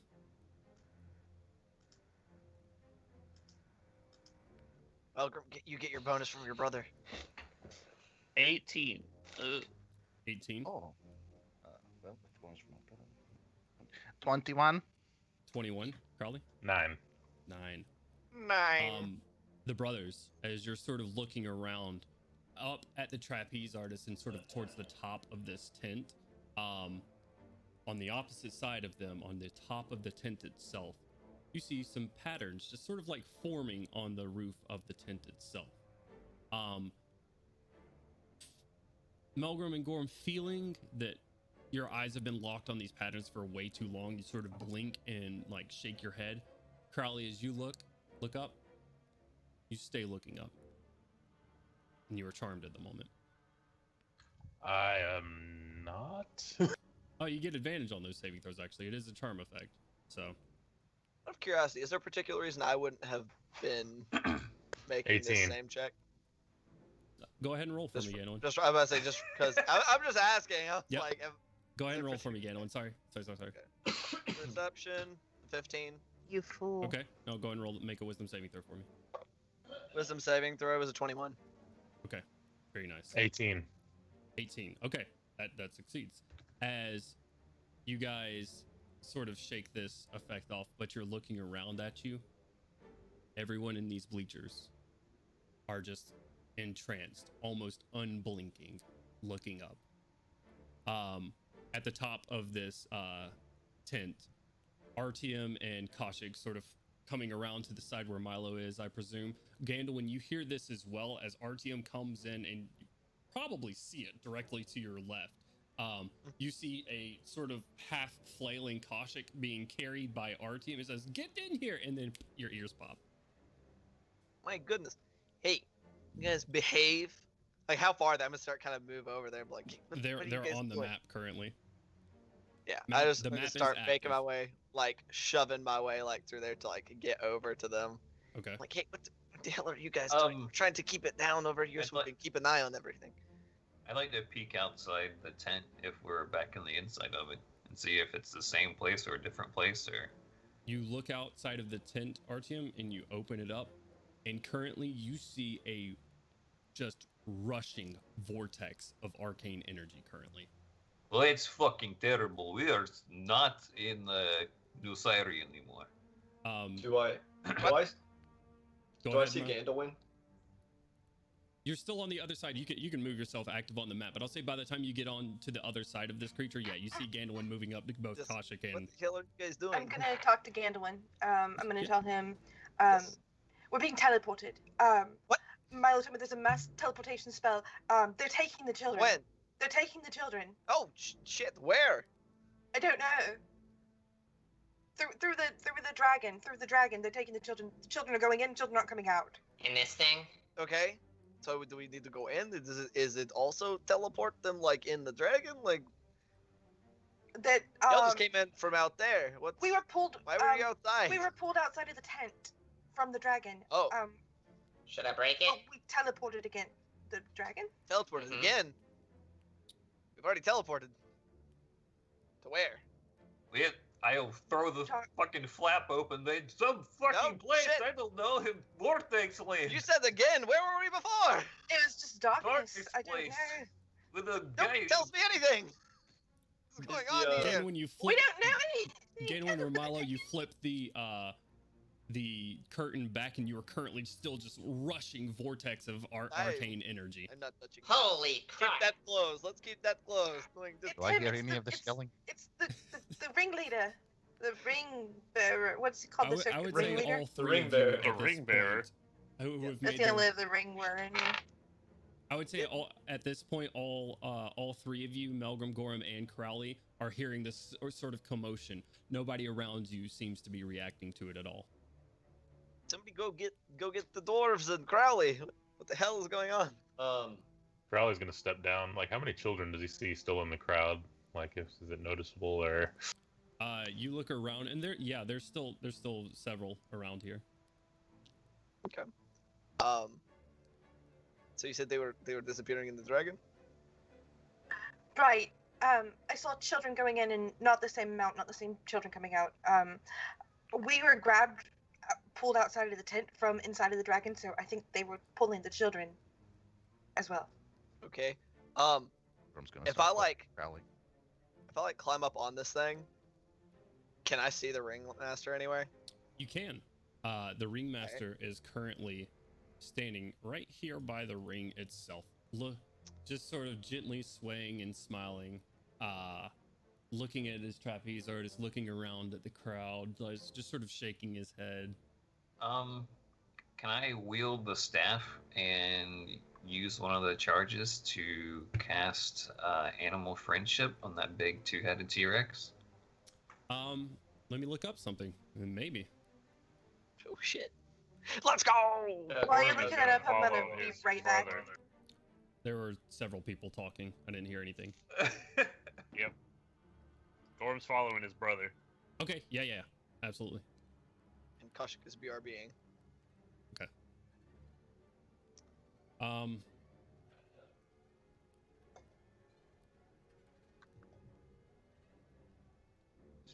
Bump the crap out of my game. Artyom, you expend the charge from the staff. Mhm. This beast is already charmed. Oh, I see. It has an active charm effect on it. It has an active charm effect on it.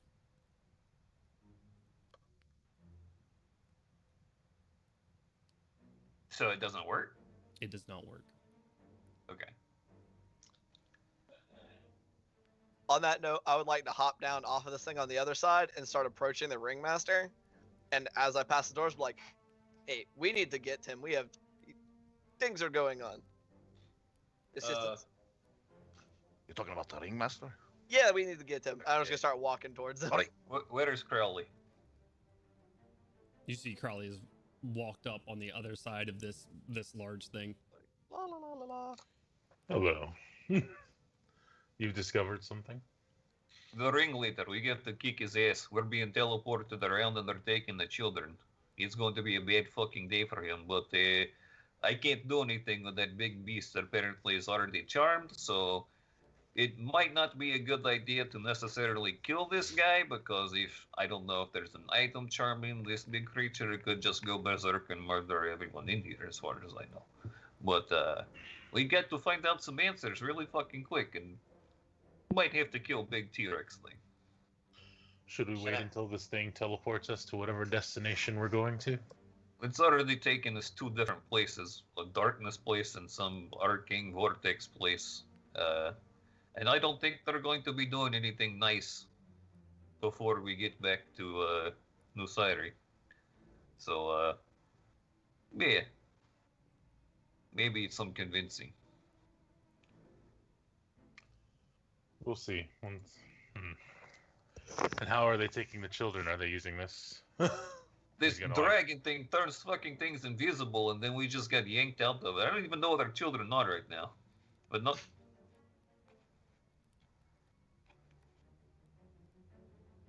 Carly's going to nod, turns them invisible. He's going to start looking around. And you guys do what you can do. I'm about to say, Make sure- about this point, have I fairly close to the ringmaster? Yeah, I was waiting on anybody else that wanted to do anything Okay. before you guys get up to it. Fair enough. Fair enough. Did we hear a? Was that like a chanting thing? A chanting thing? Yeah, I don't know. I didn't know if it was like an intentional part, like that we were supposed to catch or something. No. In the music. Okay. No chanting. Oh, right. So, be prepared to fight all kinds of fucking shit. I'll just kind of turn my direction, or my attention towards the ringleader, and where Ganwin's already headed that way. Okay. I would like to cold cock the shit out of him. She's just gonna punch him in the back of the head. yeah, just like, because he's got his back to me, right? Correct. Yep. Roll a stealth check for me, Ganwin. I'm gonna see if it beats his. 29.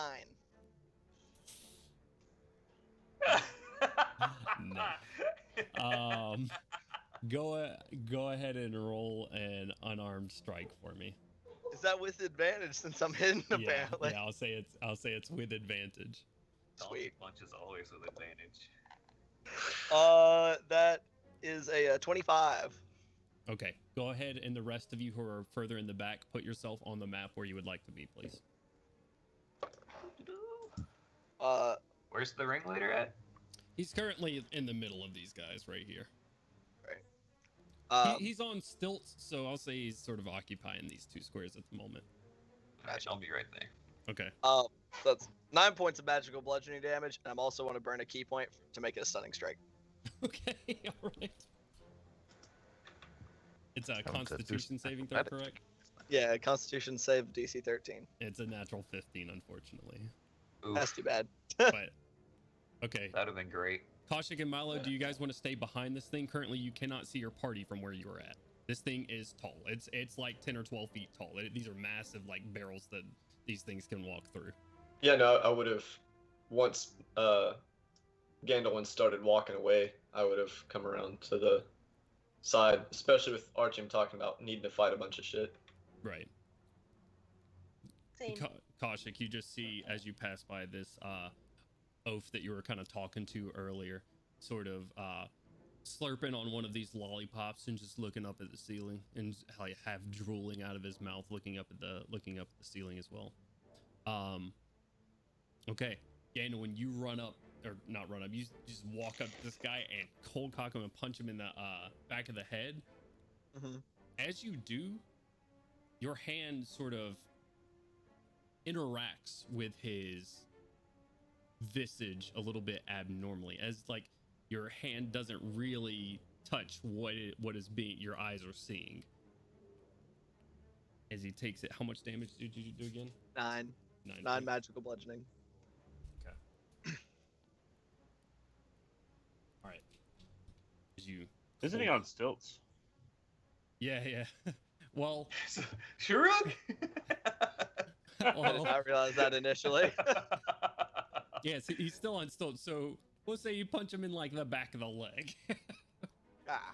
Try to hit him in that sciatic nerve and give him the stunning Get the strike. speed bag going. Oh no, not the speed bag. You just grab the stilt and yank it to the side. As you punch, he sort of Most turns around definitely to a you. stunning strike. His eyes sort of looking at the three of you, getting angrier and angrier, looking at RTM and Kaushik. This just will not do. Kill them! Kill them all! And Stop then taking kids, you prick!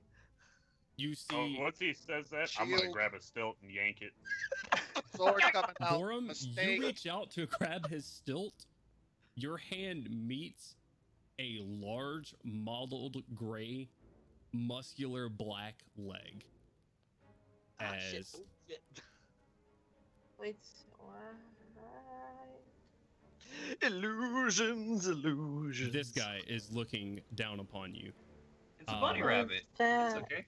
Look, what the hell? what the hell? You are It's a just a big bunny. bitch as well. You What the guys shit? look around as he says, kill them all! The beast turns around behind him Shit. and looms over him. You guys see the halflings drop their visage as they're on these trapeze, and they are in the air currently. Drop their visages as well. They turn to goblins. You see the bearded elven ladies run out. Their skin starts to turn purple. Their beards start to grow sharp and barbed Oh no. as they. And hello, everyone. Yay! We are back. Oh boy. Battle with something. We are. Last we left off, our heroes have invaded into a sinister circus of sorts. Zambini's Zany what I call it? I forgot the long name that I gave it. Zirkus. Zirkus. Zooporium, and Zirkus. That's right. Zootopia. Zootopia, yeah. Oh, That's right. no.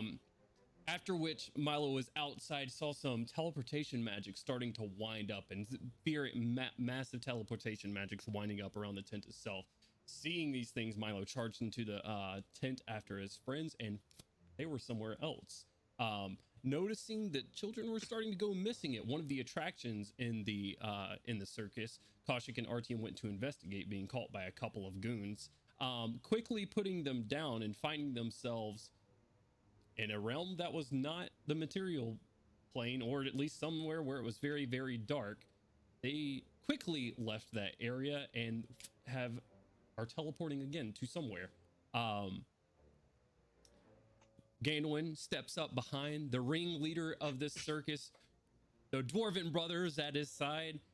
Cold cocks this thing from behind as it turns around and just yells, "Kill them all!" as every performer in the circus turns towards them.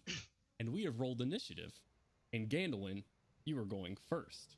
Hells yes. Would you like to do as we play Okay. this fight music? Okay, quick question. All of the performers that have transformed into some evil-looking motherfuckers are all focused on us? Yes. Okay, cool. Just wanted to make sure. I'd like to just. This is no longer just a dude in stilts, so I just like draw my long sword and just try to kill the shit out of him. At least Okay. a little bit. You draw your sword. Go ahead and make your attacks. Okay, so we're gonna do first long sword attack for a 24 to hit. 24 hits. Okay, so that is gonna be. Oh, that's max damage. That's 16 points of magical slashing damage. Okay. Long sword strike 1. Long sword dose is a 21. 21 hits. Okay. And that is for 14 points of magical slashing damage. Okay. And yeah, fuck it. I'm gonna key point flurry of blows for my 2 additional unarmed strikes. Okay. Go ahead. Smack 'em. First one is a 25 25 hits. for 7 points of magical bludgeoning. Okay. Second, I don't think the second one hits. Second one's a 12. 12 does not hit. Okay. Still a good round, almost 50 points of damage. Well, a little bit less, but 50 points for your sneak attack. Sneak attack. Good God. If only I could sneak attack. And I'm gonna experiment a little bit and take a few steps backwards. Very well. It will lash out at you. Okay. He takes these claws, these golden gauntlets on either side, and rakes up your body, or attempts to, for a 25 to hit. Damn it. Yeah, it hits. Okay. All right.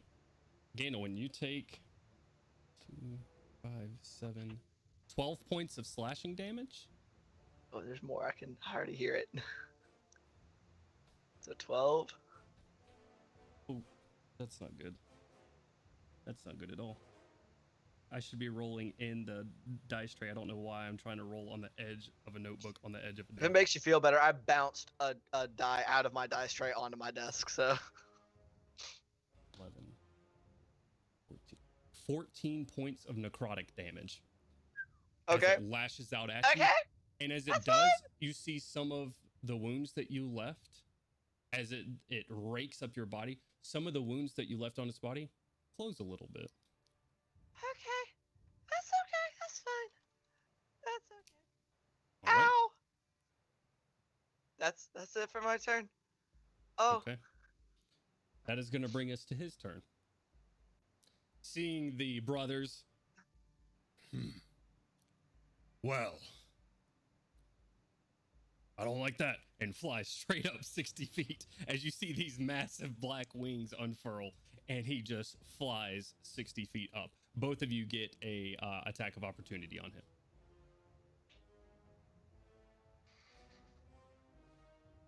If you would so like to take it.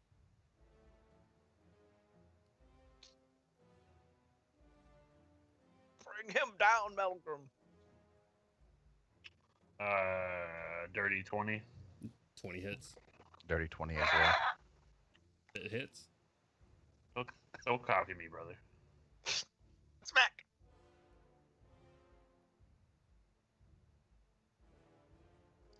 $13 bludgeoning damage. Okay.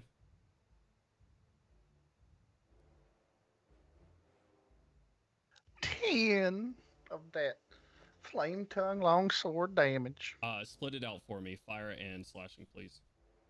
I'm that sorry. was Before you do that, Melgrim, what was the damage, Gorham?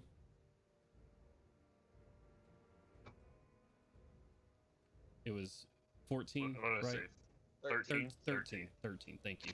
Sorry about that. I had to re-roll one of the D6s, so I had to math real quick. Gotcha. And Melgrim, you said 10. Oh yeah, because you haven't lit your flame up yet. So 10 magical slashing damage. Okay. He is gonna go up and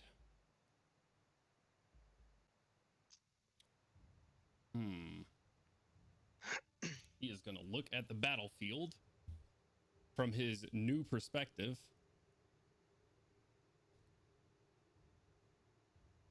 And let's see here. Yeah. That's what he's gonna do right there. Centered on Crowley. Wait a minute. That's not good. I'll delete that in a second. Oh my god. These circles are not good. You are vomiting purple right now, Crowley.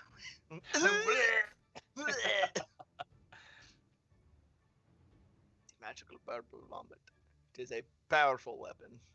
I don't know how to do this. Incapacitate your foes for ages. There we go. That's better. That's what he'll do right there. I would like Artyom, Crowley, and Milo to make a Constitution saving throw for me. After 20. Hell yeah. Nice. Woo! That'd be Just a rough. good place to See. stand. It's not about to be rough. 19. Success. Thank God for proficiency. 22. Success. Hell yeah. Okay. Quick question: why the fuck are artificers proficient in con? Because they're battle mages, basically. Right. You guys will still take half as he summons forth from his hand a spectral circus of just clowns and bearded ladies and everything on top of you guys, and they just rake your bodies with. I'm going to split this out because of the types of damage it does. So the first type is slashing. 6, 7. You take 13 points of slashing damage. Wait, no, I'm sorry, 13 points halved slashing damage. So 6. Okay. It's like, 6. holy shit. All of you guys made it. And then, I'm rolling really badly. Oh, there's no shot. I actually just rolled 3 ones on 3d10. 3 points halved to psychic damage. Halved, so 1 point of psychic damage. What's half of 1 point? You take a minimum of 1, unfortunately. Okay. Miss every shot you don't take. Yeah, exactly. Oh, that was a jinx. That is gonna be his turn though. 1 second as we figure out where my okay. Oh God, flying I'm up. in danger. That's how I feel right now. Yeah, no, that's gonna be his turn as he's just flapping there, seeing his spectral horror carnival taking hold of these 3. That is gonna be his turn, and that is gonna bring us to Crowley. Crowley, you are currently in the middle of this thing. What would you like to do? Can I step out of it, or Yeah, how yeah, does you can. this You affect can. me? It does not affect your movement. Yeah. Oh no, it does. I'm sorry. It is difficult terrain, so it will take double move for every square that is in it. So Oh no. 10 feet. 10, 20. Yeah, 10. Oh god, I'm gonna delete this extra circle. There we go. Yep, Anyway, is there any other high spots, like, up above? Is like any places for trapeze artists anywhere above him Crowley can see? Yes, you see 2 goblin trapeze artists right now swinging back and forth on these branches. Above them, there are like bars running across the ceiling that these things are attached to. Is there any on my side? Yeah, they're going across the whole tent. Go ahead. Okay. I just, This tent, in order for this spectacle to happen, with this beast being as tall as it is and trapezing above it, this tent is very, very tall. But okay. you let me know. This is just a curiosity for now. Okay. Moving out, and perhaps maybe more likely over here, out of the circle. Okay. So 25 feet. You have 5 feet more if you'd like. Yeah. And then right there, and then Crowley is going to, he's 60 feet up, you say? Correct. He is 60 feet up. So from you, probably about 75 feet or so at the diagonal.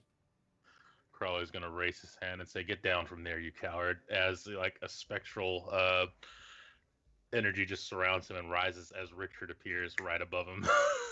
Okay. All right. At a level 4, so. All right. How far can you summon Richard? 90 feet. 90 feet. All right. Hell yeah. You just summon him right above him? Yeah. It's like, he's looking down at me. Richard's looking down on him like, oh Okay. boy. That boy said, "Oh my womo." He just looks up and sort of cocks his head at it. And before I get to Richard's stuff, I'm going to go ahead and finish Crowley's stuff.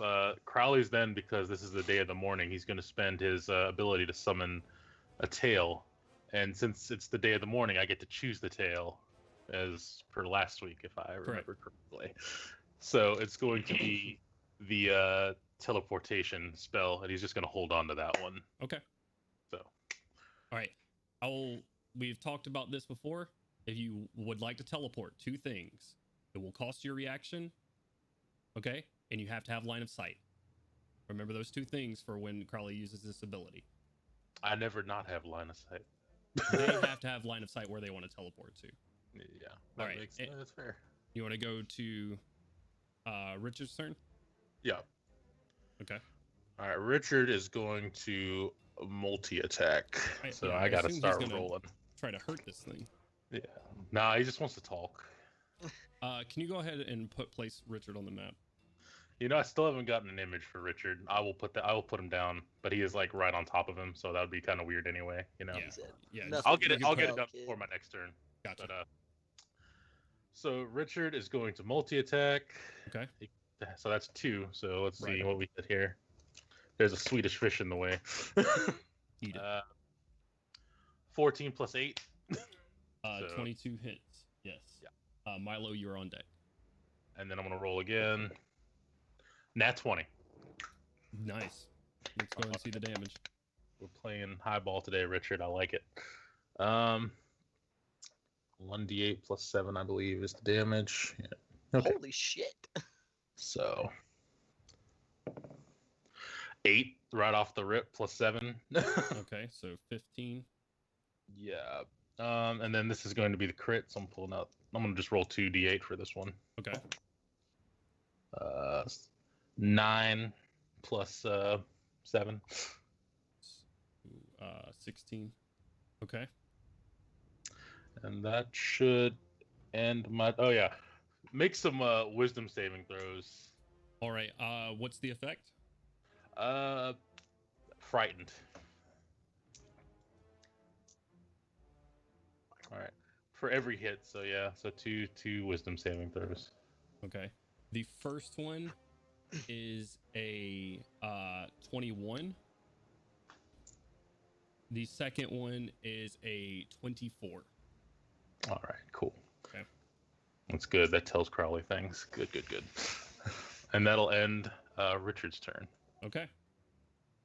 Ending Crowley's turn. That's going to bring us around to Milo and RTM. You're on deck. All right. Milo, what would you like to do? All right. So first things first, the drone is going to move in this direction 60 feet, Okay. which will put him right there, still in the air. How high is it in the air? How high was that platform? That's a good point. That platform was about 90 feet in the air, actually. So these guys could trapeze safely above the T-Rex, with it being as tall as it is. So currently your drone's about 90 feet in the air. So about 30 feet above him currently. Gotcha. The Kestrel was 20 feet in the air. He's going to move that way and then 20 feet up. Okay. They actually don't have enough movement to be able to do anything else this round, though. Okay.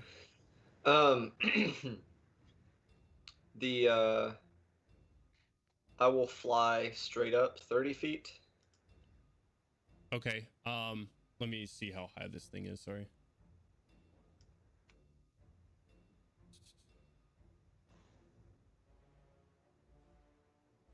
You're on the edge of it. I'm gonna say you use 10 feet, so that'll put you 20 feet in the air, flying 30 feet up. Okay. You said 10 feet? 10 feet, well, 20 feet in the air in total. It costs you 10 to get out of this area. Gotcha. I say it's this thing is like a sphere. So in this, I'm trying to ping on the freaking OBS, dude. So like if you were right here, oh, I just drew a circle. Matt, can you delete it for me? Or if I can't, I can. Gotcha. Okay. Like right here, it's 20 feet high at its apex. But over here, you're on the edge. It's a little bit shorter, so it just costs you 10 feet to get out. Okay. So I'll be 20 feet in the air. Also, just so you know, I added the heights of all three of us in the blue section of our icons to make it easier to keep track of. Okay. If you need a reference. Yeah. And then I'm going to turn in the direction of this goblin that's over here. Mm-hmm. With a whirring of clicks, the shoulder plates and pauldrons on my armor are going to open up to reveal a perforated plate, and I'm going to cast Magic Missile. All right. I was gonna say they're you think with these guys they're very dexterous, obviously, as you've seen them flipping in the air and everything. These guys would be very hard to hit, but for a magic missile it doesn't matter. As it's pulling out two hand crossbows and aiming them in your direction, it just goes And you fire and do how much damage? 4, 5, 6, 7, 8, 9, 10, 11, 12 points of damage. Nice. Is he sort of laughing and aiming his hand crossbows and just lets out a scream. He is still currently hanging on. Gotcha. Okay. And how far, being 90 feet in the air, how far is the drone from Buddy Boy there? About 40 feet. 40 feet? Yeah. All right. Still too far for its little cannon thing. So I'm going to use my bonus action to re-up my shield. Okay. Putting on that temporary HP. Yep. All right. Gonna be end your turn? That'll be it. All right, Artyom and the Melgrim, you're on deck. All right, I am going to use 10 feet of my movement to do a little shimmy outside of this nasty stuff. Okay. And then I'm going to hold my big old staff aloft and use the old wall of thorns in the circle area. All right. On the Rex. And this whole area over here, I think I had it measured out to where, yeah, that would be the area of it right there. So let me mark it out. Yeah, go ahead and mark it off. Let's see. You said Wall of Thorns, correct? Correct. Oh no. All right. Okay, go ahead. It won't let me edit that, so I have to start over. In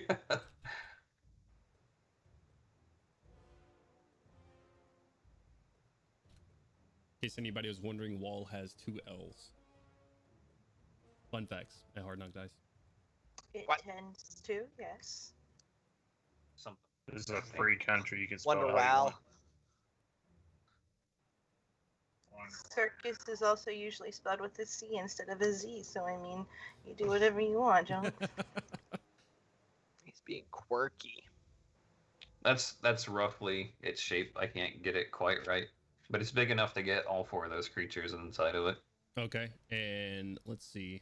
Does it do damage on their turn or when the wall appears? Okay. Yeah. Dex saving throw from all 4.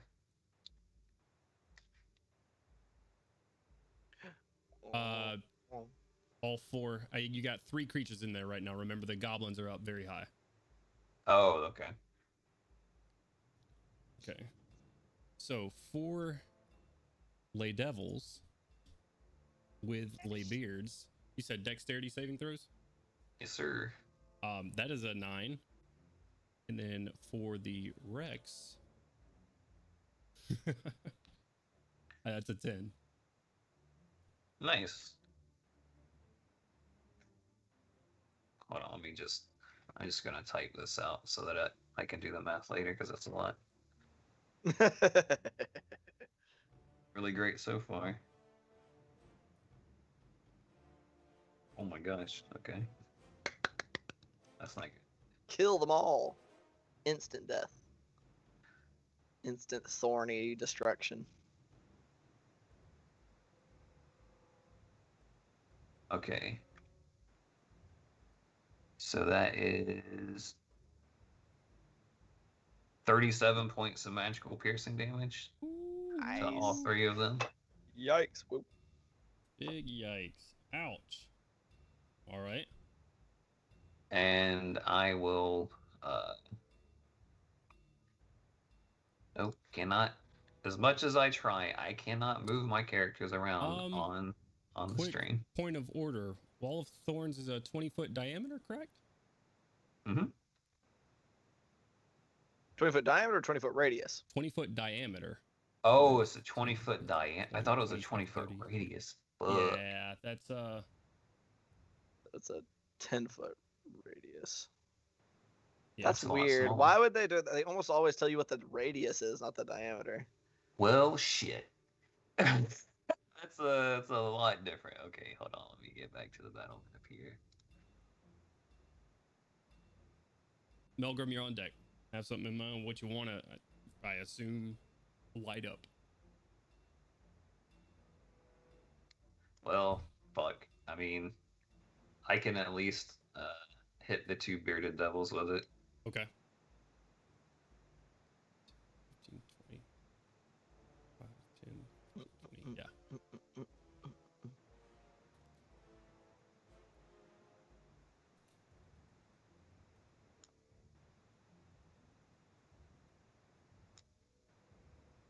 Okay. All right. And then I will use the rest of my movement to get right there. Bonus action, shapeshift into an Allosaurus. All right. Oh shit! Big Dino versus Big Dino, ready to rumble. How big's the Not Allosaurus? quite. I was about to say, I Not was quite like, the how same big is size. Can someone embiggen me over there? Yeah, I got you. he? Are you large? He's a Just large large. creature. Hey. All right. Melgrim, it is your turn, sir. What would you like to do? Oh, all right. I'll go into light up the sword, rage, and It's a free action to light up the sword, right? I believe so. Wait, how do you light up the sword? See magic. Whoosh. I know, but how does he do it? He just like farts on it real quick. It has like a Ignite. code word, doesn't it? It does. Okay, so that is a bonus action. So I can either light up the sword or rage, correct? Yes, that is correct. Mm, Two-step process. shite. It's up to you, man.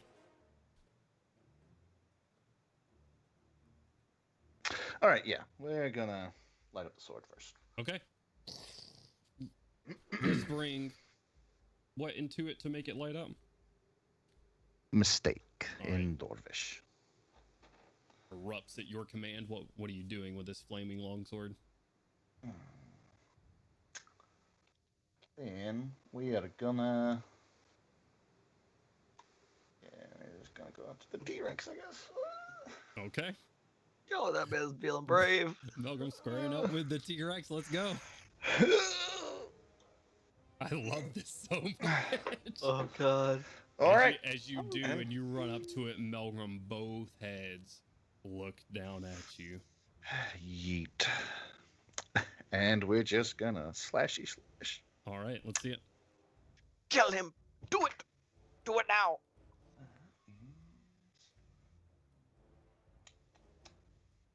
A 21. 21 hit. absolutely hits. Yep. Let's go. And that is 14 magical slashing damage. All right.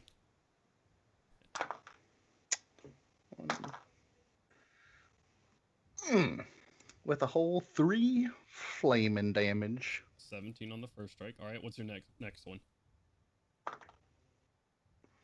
Okay, I rolled a 13 again. So that is 21 to hit. 21 hits. 21. Kill it. That is a whole 7 on this magical slashing damage, and let's do the fire damage now. Ha! There we go. 6 and a 5. For a total of 11. 11 fire. What's your total damage? 11 fire damage, and what's the slashing? The slashing. Oh shit! It was a 7. 7. Yeah, 7. So, for a total of 18, which brings you up to. Math is hard. Okay, 35. I can do math. All right. Ending your turn right there in front of the Rex. Oh god. All right. Melgrim bounds forward, bringing out the shield and the flame tongue longsword, whispering mistake to it, slashing it at its legs and chest as it sits in front of him. And now both heads just sort of connecting right here in the middle, come together and looking at you, Melgrim. All right. Gorum, you see your brother charging towards this T-Rex. That's going to bring us to the goblins' turns. They are...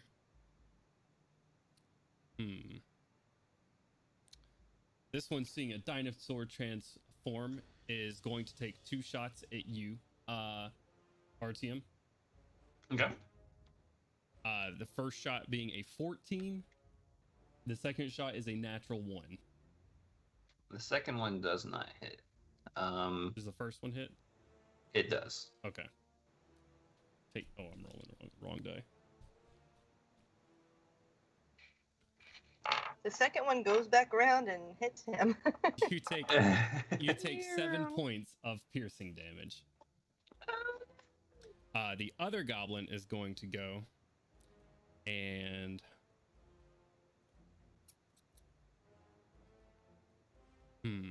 seeing Crowley cast some spells is going to take some shots at you, Crowley.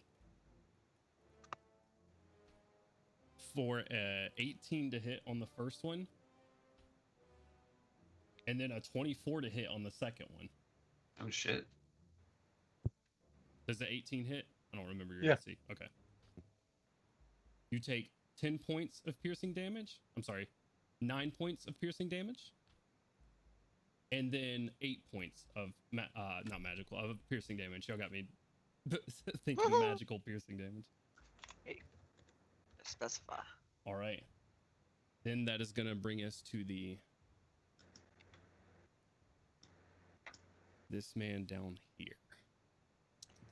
Whose man's? Quick question: How Yes. fucked up did that goblin that I hit with the rockets look? It looks, I mean, it looked like it hurt him, but he's not on death's door. Raj. 10, 15, 20, 25, 30. Swinging around outside right here.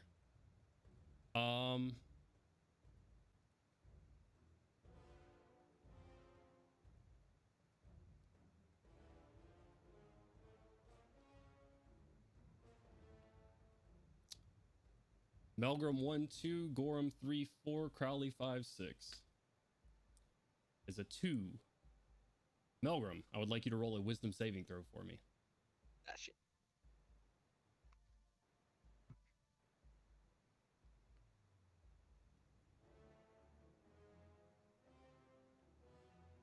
Hmm. 16. 16 succeeds. Hey, Nice. let's Hell go. yeah. Believe before I let me tell you the wrong thing. Yep, 16 succeeds. All right. You see this this sort of demonic satyr looking creature bring out a marionette and like wipes his hand over the front of it, and strangely enough, just like as you're doing this, you're looking at the Rex and your eyes, his movement catches your vision. This, as he rubs his hand over this marionette doll that he has strings attached to in the other hand, it looks strangely like you. And he starts doing it and seeing you not doing anything. Just and that's it. It's going to be it for his turn. Gorham, it is your turn. And Kaushik, you are on deck. All right, so Gorham's gonna start his turn. He's gonna hold his hand out in front of his chest and kind of mumble a prayer. Toro Maya, give me your protection. You see like a suit of like holy, like white armor. I cast Shield of Faith on myself. Awesome. And now Gorham is going to go and help his brother. Okay. Going up side by side. Is Shield of Faith a bonus or an action? Bonus. Bonus? All right. Nice. What would you like to do? I'm going to make some attacks. So let's see him. Milgram is not raging now, right? So I don't get advantage. That is correct. Correct. Right.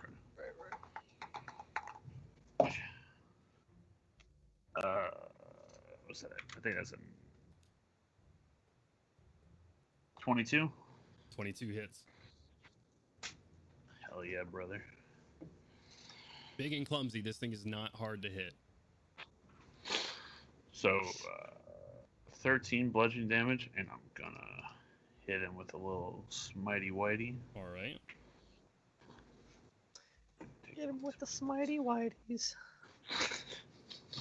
That's fucked up. Shut up.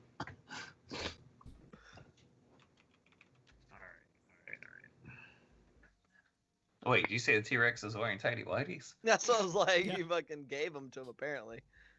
He The hit him with Smitey the hammer, Whiteys, and they brother. just fucking appear upon him.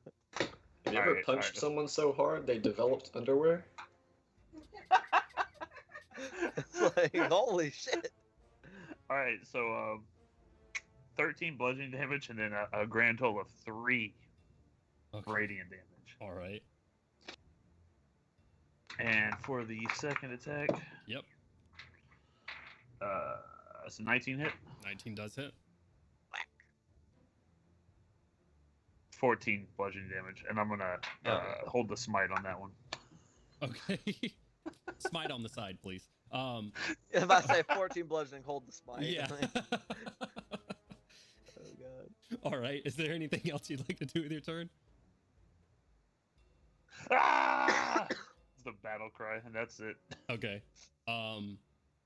Gorham, you run up to this thing, smacking into its form, into its legs. You hear some crunching of the bones and everything as it sort of walks back so its eyes can get a better view of each of you. And one head looks at one and one head looks at the other and just roars out in this tent. I don't like that at all. Okay. Kaushik, your turn. And then the Rex's turn.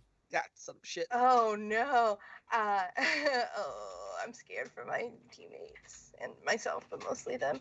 I would like to cast Toll the Dead on the ringleader guy, the ringmaster. Okay. So you gotta roll Wisdom saving throw, right? Wisdom, yeah, I believe so. Yep. This one. It's a Oh, natural God. 1, but he has advantage. Uh-oh. That is a 16 total. He just made it. Yeah, it's 16 save. Sad. Okay, little frustrated. I'm gonna cast Spiritual Weapon, Okay. and I'm I gonna am sorry. smack Give me him 1 with. second. Okay. He is not proficient. Oh, That is a 13 total. sick. Okay, well, while his dead's being told, Okay. let me roll that real quick. Dead's being told. All right. Toll Is his this guy- dead real quick. Has he taken damage? Yeah. Yes, he has. 16 damage from Toll the Dead. Nice. Hell yeah. And then while that's happening, I'm gonna sucker punch him with the Buster Sword. So Spiritual Weapon still cast. Did I get? Yeah, okay. And I'll roll or I gotta roll it for it first. One second. Absolutely. Okay, you're fine. You used Hold the Dead, which is A cantrip, an okay. action. And And what you Spiritual use your Weapon's a action for. bonus action. But I want to say what happens when you do this. Okay. What kind of damage is Hold the Dead? You know what it is. Necrotic, I don't know. right? Hold on. I'm not sure. Yes, necrotic. You hit this thing. Mhm.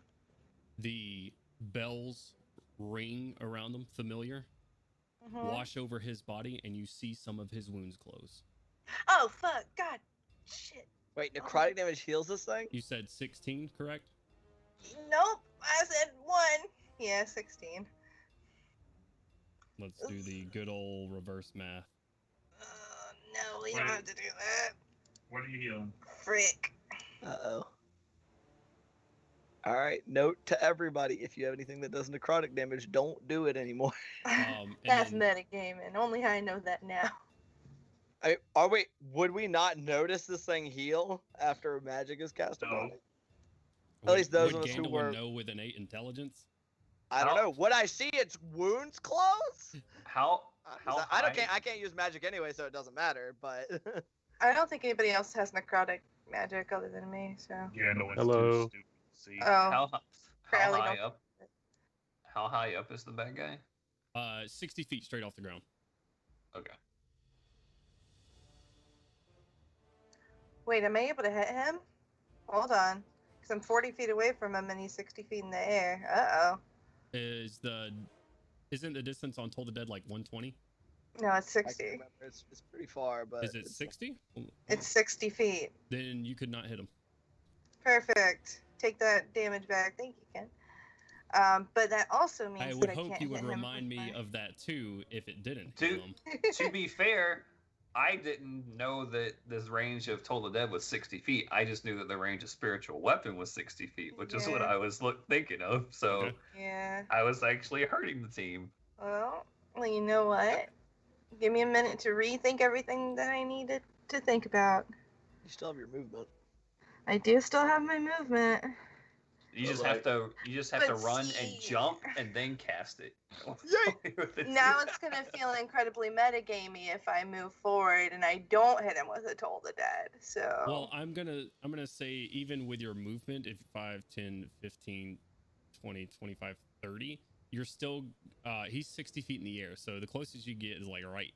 I can't ping for because I don't have the right tool selected. Like right here or so, right. which you'd still be at a 60-foot range. Your spiritual weapon would be about 10 feet below him. No problem. I'm just gonna hit him with a guiding bolt because that's fun. All right. Go ahead. Farther, yeah. Okay.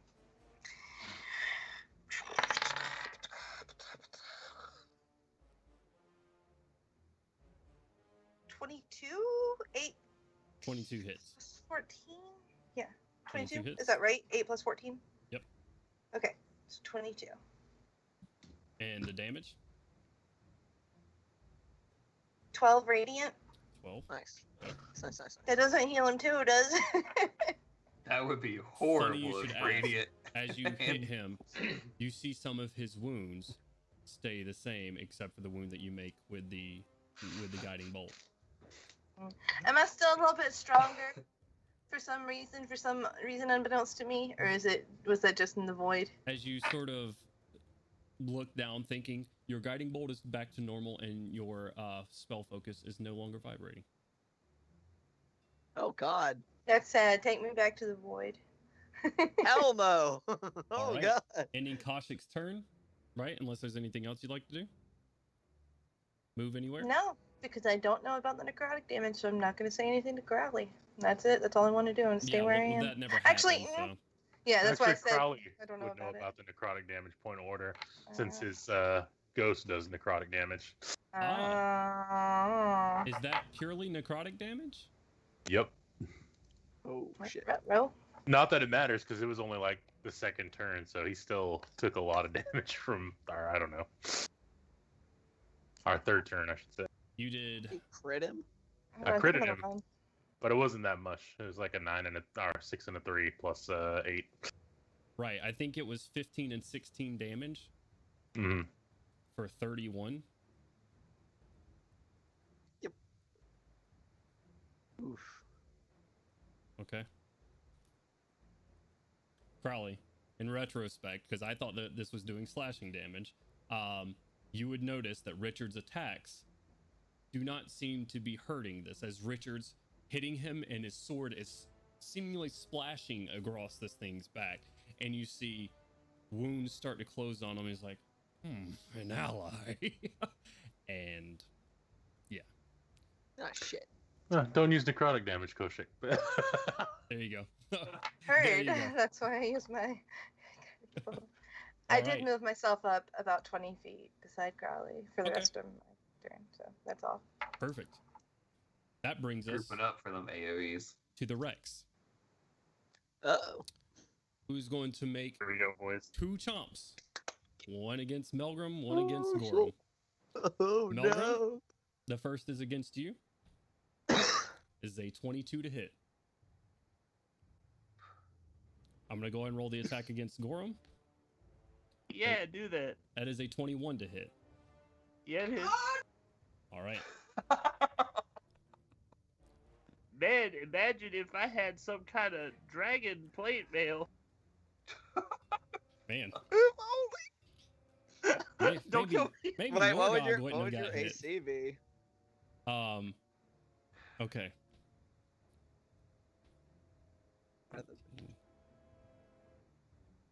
Oh boy. Each of you takes 46 points of piercing damage and are now restrained. Oh shit. Melgrim, that is not halved as you are not currently raged. Oh fuck. That is way too much damage. Oh I my rolled goodness. 2 10s and an 11. And Oh no. That's yeah, fucking scary. Holy yeah, shit. yeah. All right. As it chomps onto both of the dwarven brothers, everybody here sees just dwarven legs kicking out of their mouths as it raises up and just crunching away on them. Oh shit. Oh shit. Oh shit. That is going to bring us to the devil's turn. Let's read Wall of Thorns because that's where their world is right now. When the wall appears, blah blah blah. A creature can move through the wall, albeit painfully and slowfully. For every 1 foot the creature moves through the wall, it must spend 4 feet of movement. Okay, so they're gonna take double. What? That's worded weirdly. Why 4? Furthermore, the first time they enter or ends its turn there, the creature must make a successful dex save. Okay, so they don't take damage when they move through it. It's 4 times movement. For 1 feet of movement, it would be 4 feet, so it costs them 20 feet to get through a 5-foot section. 4 times movement. Oh, okay. Okay, that makes sense. For every 1 foot a creature moves through, it must spend 4 foot of movement. So a 5-foot square costs them 20 feet, which they are going to step to either side. Bloodied and not looking too great. These things are hurting. That was a walloping.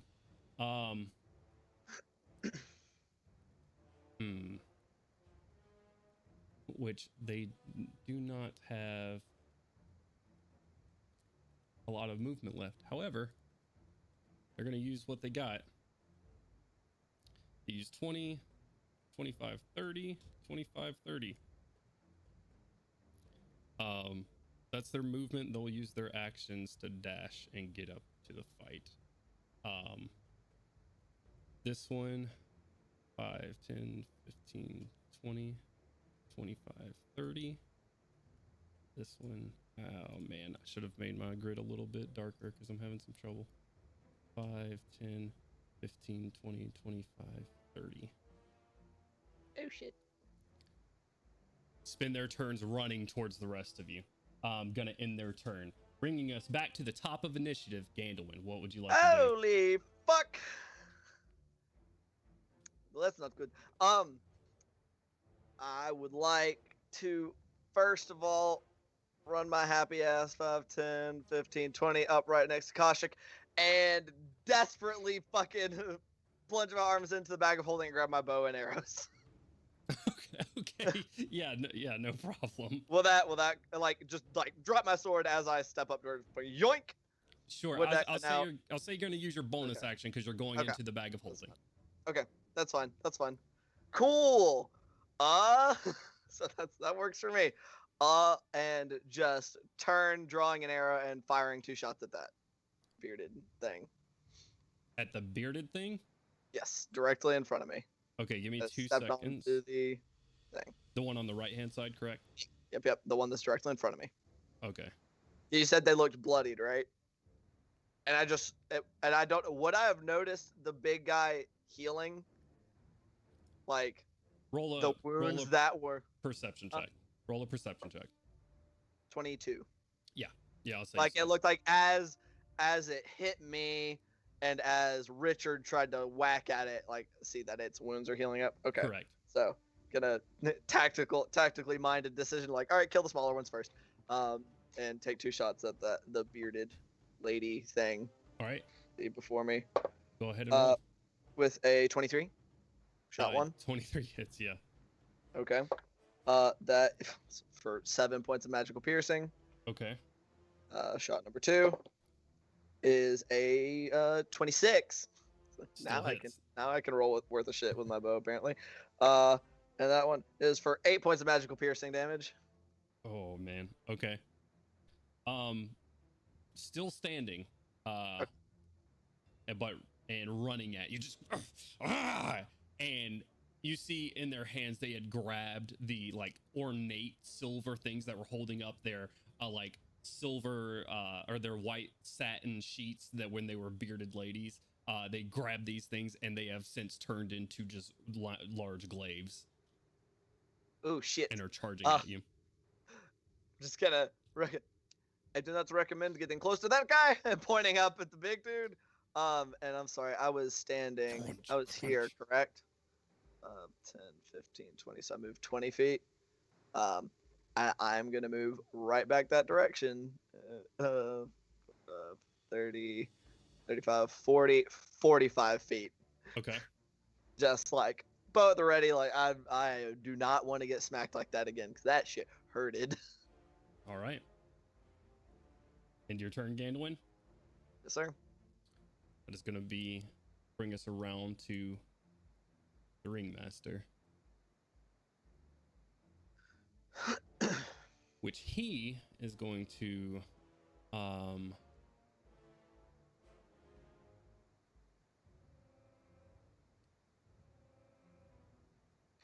Crowley.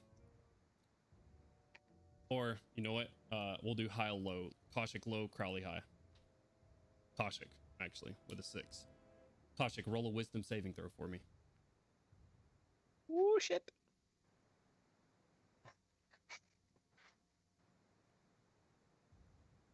$16.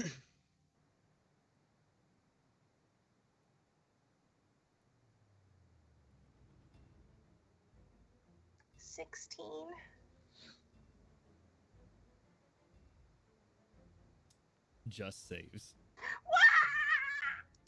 Crowley, you see a spectral jester's hat start appearing and like attaching itself to Kaushik's head. Kaushik, as you're feeling this, you're taking like swave around, like wave around your head, and it dissipates. No effect. Get it off of my cloak hood. You're just no fun. Stop it.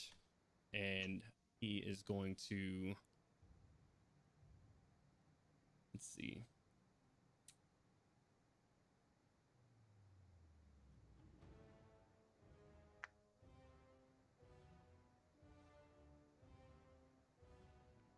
He's gonna fly another 60 feet. Let's see. Actually, does Richard get reactions? Or would Crowley take that reaction, knowing what he It's knows? Richard's reaction, but also I failed my concentration check, so Richard dissipates. Okay. Which I was going to remove when I got to my turn. All right. Not a worry. So Richard has dissipated. He is going to fly straight across 5, 10, 15, 20, 25, 30, 35, 40, and hovers above this these bleachers of people who are still just sort of stuck staring up into the ceiling. And that is going to end his turn. Which is going to bring us around to Crowley's turn. And Milo, you're on deck. Never done this before, but Crowley's going to try and raise his hands and cast a spell at the T-Rex. Okay. And he's going to try and polymorph it. All right. What's the range on polymorph? Enough? Question mark? I don't know. Let me double check. It's fine. I can look it up. 60 feet. 60 feet? Okay. I'm pretty sure. I thought I was close enough anyway. All right. Within 60 feet. And obviously it's willing to try a new experience, right? Because then it'll just... Okay. This thing's wisdom is its best stat. Huh? I rolled a natural 16. It does have a +1 for a... Yes, it does. Okay, 17. so it beats... It does get... Polymorph does not work on it. It's fine. That failing, Crowley is instead going to reach to his mask and throw inspiration over at Gorham. Okay, Gorham, as you're being chomped down on, you're like, all right, I can do this. Crunch, crunch, crunch. Crunch, crunch. My legs. All right, Crowley, anything else for you? That actually, yes. Okay. I do not like Oh, okay. I saw another dinosaur, but then I realized that was RTM. I was like, what the? Oh god, there's another one! They're multiplying. Pew! Just like laser beam. Meow. It's a baby. Ugh. That'll end my turn. Okay. Ending Crowley's turn, gonna bring us around to Milo and RTM. You're on deck. Milo, looking around, sees all sorts of chaos and hell breaking loose. Lots of baddies in lots of directions, and 2 of his friends currently in the process of being eaten alive. It's a regular circus in here. Huh? It's a regular circus in here. You're fired. I hate you! He decided it's time to utilize his new and experimental tool in his armor. He's going to Activate Black Dragon Protocol. all of the lines on his armor, little cracks starting to glow orange, casting haste on himself. Nice. He is going to zip over here very rapidly for a flying uppercut on one of the T-Rexes with his additional action. All right, go ahead. That is going to be an 18. 18 hits. Rising up. That is 11 points of thunder damage. All right. And he is now subject to both Thunder Gauntlets and Sentinel. All right.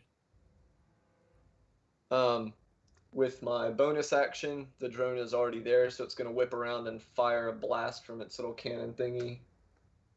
Towards the Rex. Yes. Okay. For a notably lower attack roll. Well, not too much notably, I guess. 15? 15 hits. Oh, okay, cool. This thing is large. Raj. That is only going to be 6 points of damage, though. 6 points of damage. All right. That's not bad. For a little droney drone. All right. 1d4 plus 3, baby. All right, and that's all of my things. Okay. Ending Milo's turn is going to bring us around to Artyom, and then Melgrim, you're on deck. Artyom, what would you like to do? I'm going to move right underneath this thing if I can like get inside of it square a little bit. I mean, no rules is written, but yeah, you're getting right up under his feet. All What you right. trying to do? And then I'm going to use my bonus action to drop Shapeshift, and I too am going to cast Polymorph on it into an even more vile creature, a house cat. Okay. All right. We'll be a two-headed Plus house one. cat. Yay! 4 plus 1 for a total of 5. All right. This creature whoop, down into a house cat. Gorham and Melgrim, you are expelled out of this thing's mouth prone out in front of it as you look at your wounds and then look up at the beast that has bested you, surely was going to kill you, and you see a house cat. Does it have 2 heads? It does have 2 heads. Adorable. Can I spend the rest of my movement to like get into the same square as it? Yeah, sure. Oh, I gotta choose the right tool. We will shrink it down. There you go. You're on top of it currently. Yeah, that's my whole turn. Just try to shield it in case any of its allies try to hurt it. Okay. Protect the cat. All right. Ending RTM's turn. And you said that was like a big swirling vortex outside, right? Last you saw, yeah. Okay. We were going through hyperspace. I don't know. Oh!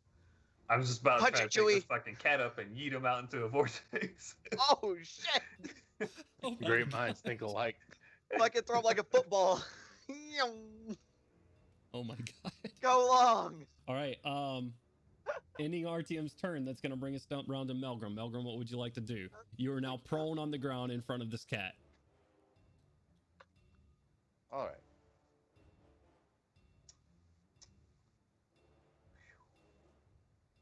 Let's see. Depending on how I do this. Oh shoot, I had the goblin in the wrong space. So All right, he's way in the if air. I He's on the thing. rage, Yep. will you allow me to use half of that 20-foot rage speed to get up from prone? Absolutely. It's just Word. movement speed. All right. Yeah. So we're gonna rage. We're gonna do that. Move 10. Oh, these squares. They're hard to see. Yeah, they are hard to see, but you can move them one at a time on Roll20 and it'll put you in the grid. You have plenty of movement to get over to them though. Yeah. And then we're gonna use our regular movement speed to get right up on, because this little devil creature's not in the air, right? Correct. He is on the ground, and he was running towards Gandalwin. However, the situation has changed as he sees the T-Rex just shrink down. He's looking over and starts slowing down with the glaive and sees you running towards him. He turns his beard, it's just writhing on its own, and turns towards you and snarls. All right, and then we're gonna slashy slash. Okay, go ahead. Roll that beautiful bean footage.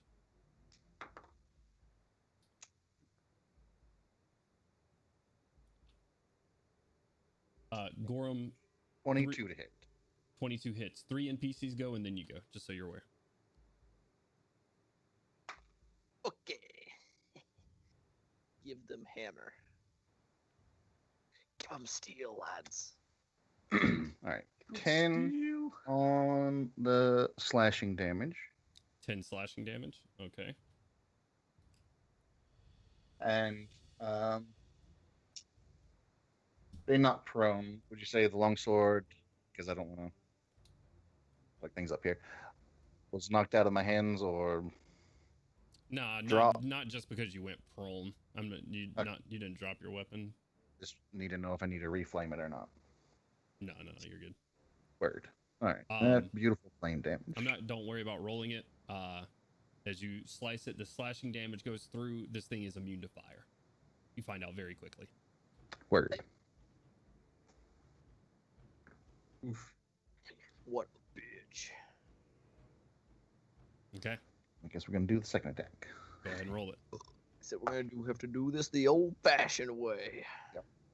All right, that is a 16 plus 8. That hits. It's nice. And that is 14 damage.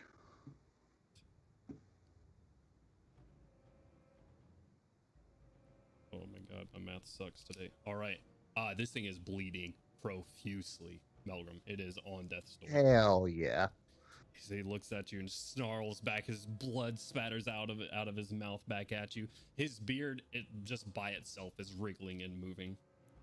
That's a fake beard. My beard is realer than yours. And he goes at you. Oh, All right. shit. End your turn, Melgrim. Awesome. So yeah. All right. That brings us to the goblins' turns.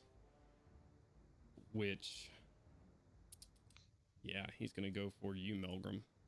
Being right below you, does a flip on the trapeze, holding on by one knee, and shoots down two crossbows, little hand crossbows at you. A 16 for the first one, and a 14 for the second one.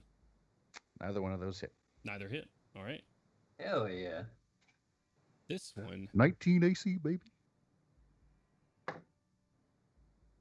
My shield's helping. Hell yeah. Woo! this one is going to leap and lock its legs onto this one's arms as it trapezes across, locks into his legs, and is also going to take 2 shots at you, Melgrim. 16 again, which I believe misses. That is 19, I believe. That just hits. All right. And you are within melee with its friend. Oh man. Fucking So wait. One's linked on the other one? Yeah. Yeah. That's gonna be hilarious if somebody casts like hold person on the first one. Just go flying. That's awesome though. He links onto this one's arm, shoots down at you. Melgrim, you take 18 points of piercing damage. I think you're raging currently, so that is halved to 9.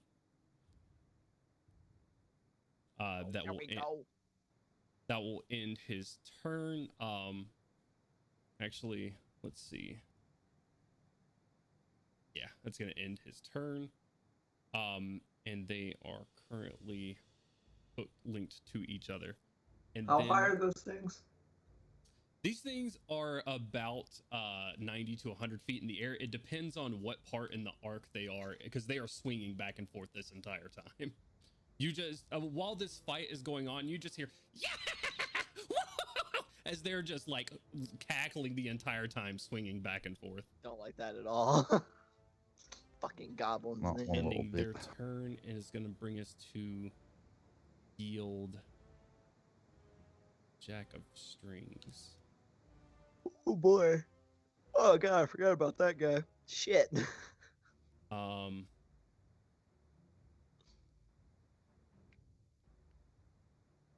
Had to go to the market real quick.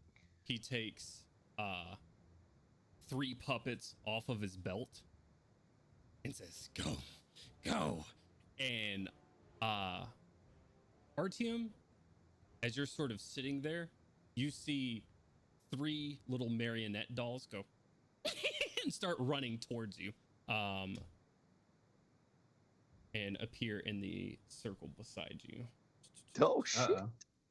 That is a nightmare. Oh my god. I hate it here. This place is terrible. Oh god. Madness, I tell you. Madness.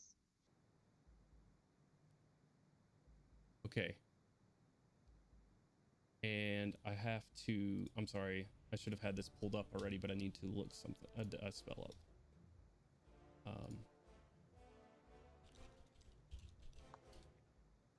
A fun spell. Oh no. This is, oh god, this is what I think it is. All right. Horse circus over.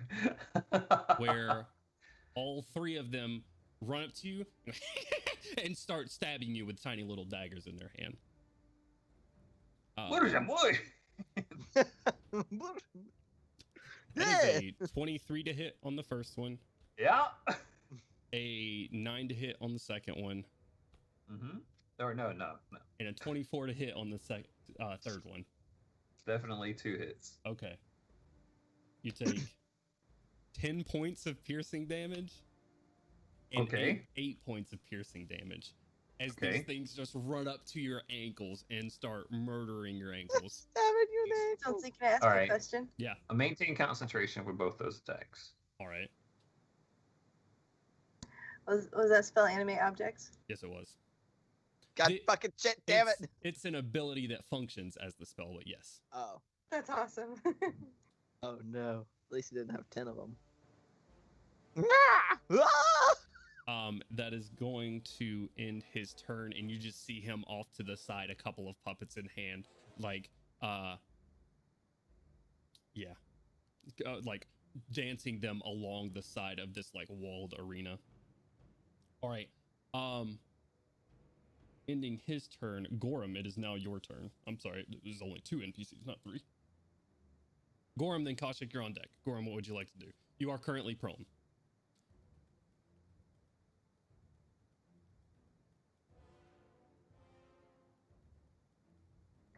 I'm gonna get up.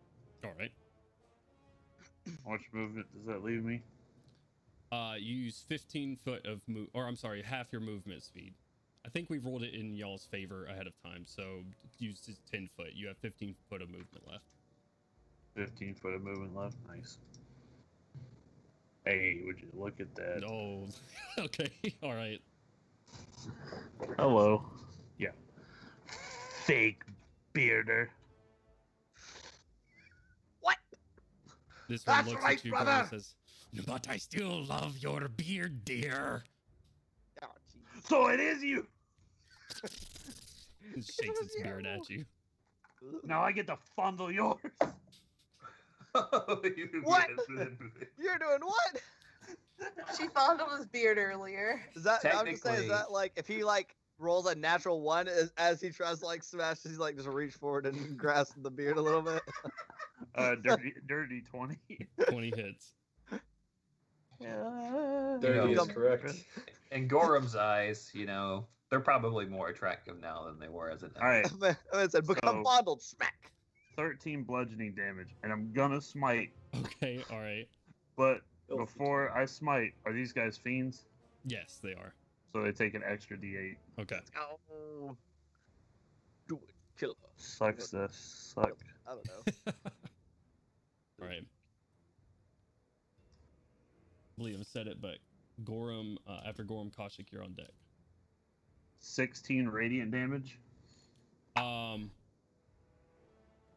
As you hit it, you hit it on the side of its face, the bludgeoning damage badly hurting it, and then the smite goes through and rip, its beard flies off of its face and lands over under the bleachers somewhere, and it falls down, jawless, dead.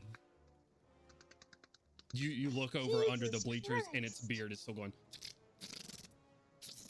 and eventually stops. They loosened it up for you.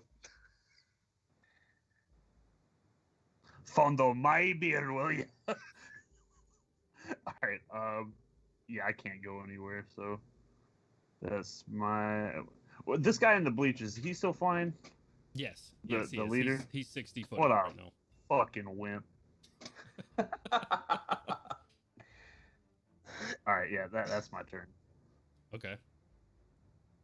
Ending your turn, gonna bring us to Koshik. And then Kitty Cat Rex. Alright, I got a plan, alright? It's a I got plan. K-Rex now. So first of all, what I'm gonna do is I'm gonna move to like probably here, Okay. and then what I'm gonna do, let me do a couple measurements real quick. All right.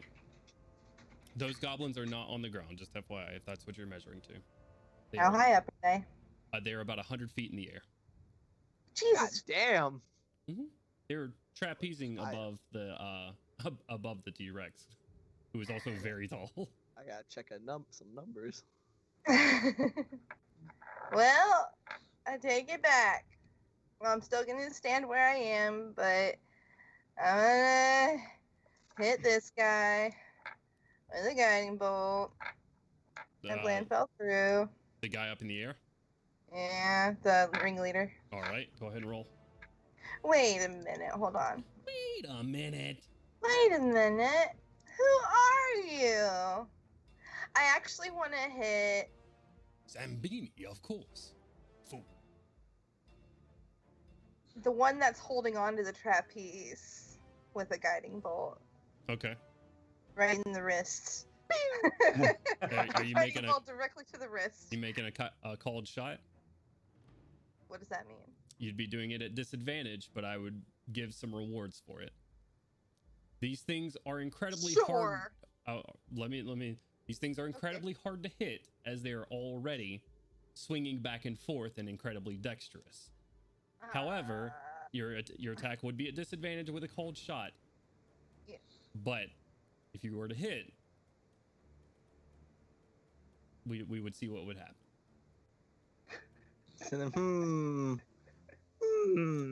Go for it, lass. I know. Can I tempt you? High risk, high Indeed, you reward. can. I've been tempted by the gods. All right. Yeah, I'm pretty much. going for it.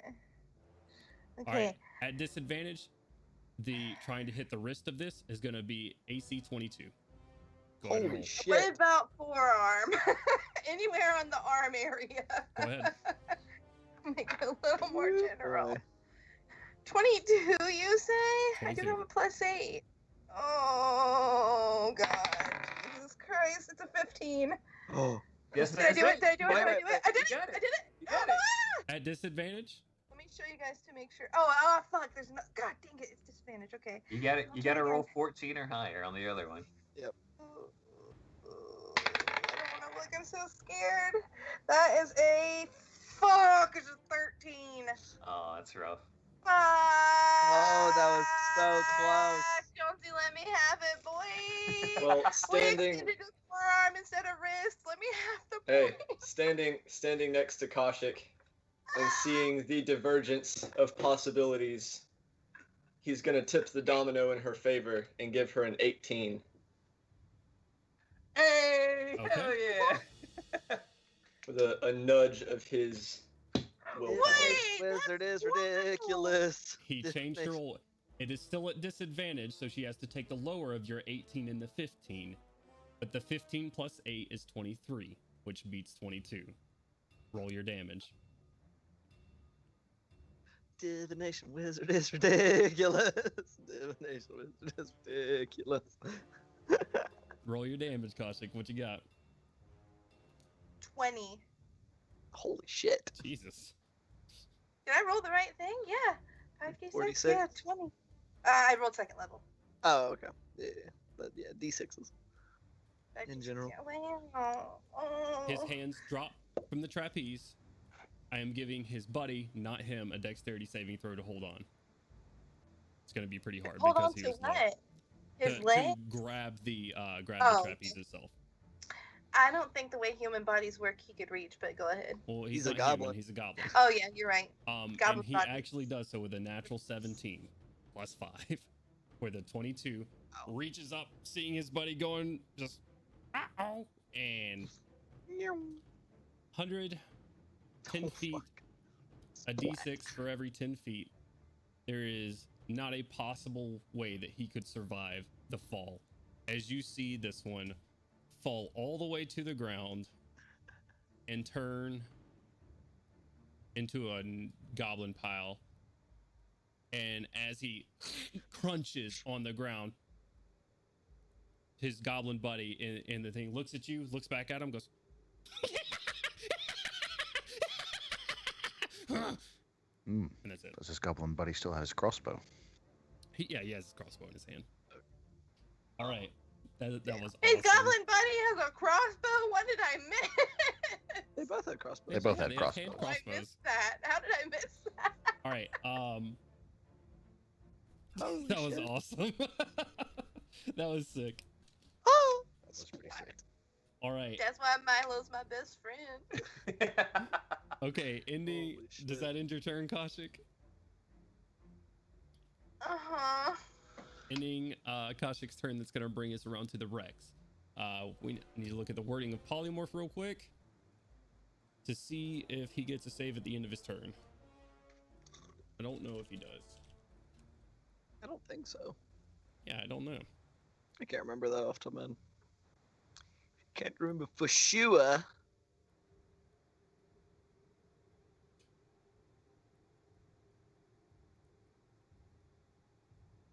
Nope, it does not. You're kind of standing over it, Artyom. Yeah, I'm trying to give it full cover. Just kitty cat. I don't care if it scratches. It's gonna try to get a double kitty-headed bite onto you. Shit. Death by kitty. You're gonna get 2 doses of rabies. It's gonna hit me the natural 20. It crit you. Koshik, save me! No, it didn't! It crit you You don't have to use that. for It didn't do it. It didn't happen. It Two- didn't crit it. Are you using one of your abilities to cancel the crit? It's a cat. It does like literally 1 point of damage, so it would do 2 points of I damage. mean, I got like 5 of them though, you know? Okay, sure. You Like, would have how many taken do I 2 have? points of damage, Artyom. Never mind. Never mind. However, you only take 1 point of piercing damage. As one kitty cat jaw lights onto you, I'd like you to roll a wisdom saving throw, or not a wisdom saving throw, a concentration check. Right. He is within 30 feet of me, Yeah. right? I got it Okay, for sure. And the, 21. the second roll was a 3. Oh, that was funny. All right. I got you. Latched on his boot. Oh, yeah. Oh, no, he tries to doesn't bite keep him, his and I think, restrained ability. That would have been funny. But, all right, that's going to bring us around. I would say the devils, but it is currently the devil. I'm good. Thank you. That's why. Melgrub, you are right in front of him. He I takes am. this large glaive And he's going to try to make you a little bit more holy than you currently are. It's a 15 plus 5 for a dirty 20 to hit on the first one. And that's a 4. That's a 9 to hit on the second one. That's a 1 hit. 1 hit. All right. I need you to make a... Are you immune to poison? I am resistant. Resistant? Okay, if you're resistant, not immune, go ahead and make a Constitution saving throw with advantage for me. Oh, I'm sorry. This ability is the glaive. This is not poison. You do not get advantage. All right. Well, that's you said a Constitution. Correct. That is an 18 plus 8. That succeeds. You take 12 points of piercing damage from this thing, though. So 6 points. Correct. Half Or- the 6. Yep. Nice. I will always tell you the total amount, unless I will always exclaim if I'm halving it or not. All right.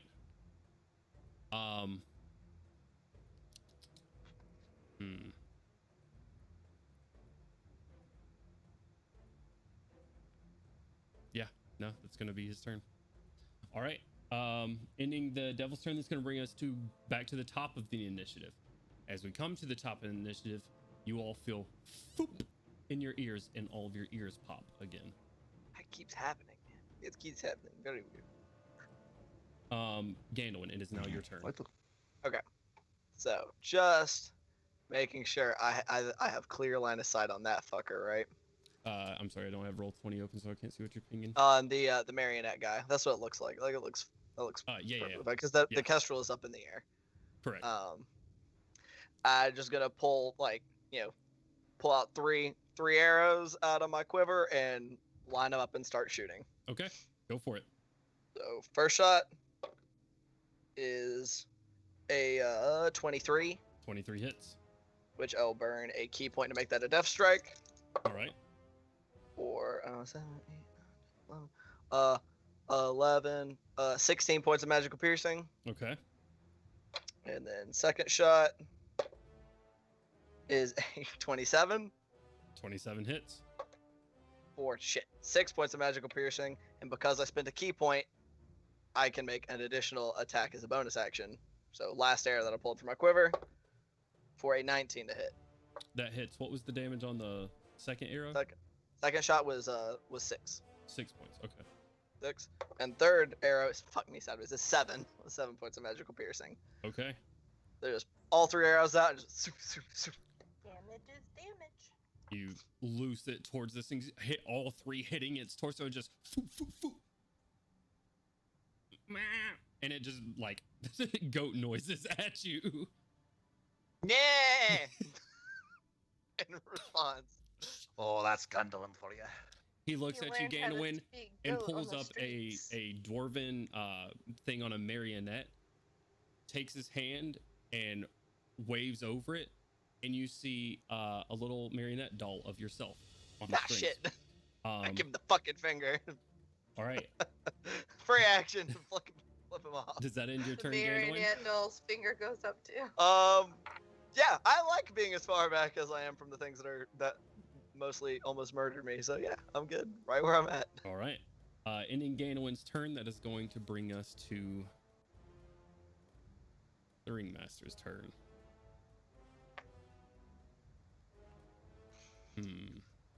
Looking around at his battlefield, not liking that his large beast is trapped currently.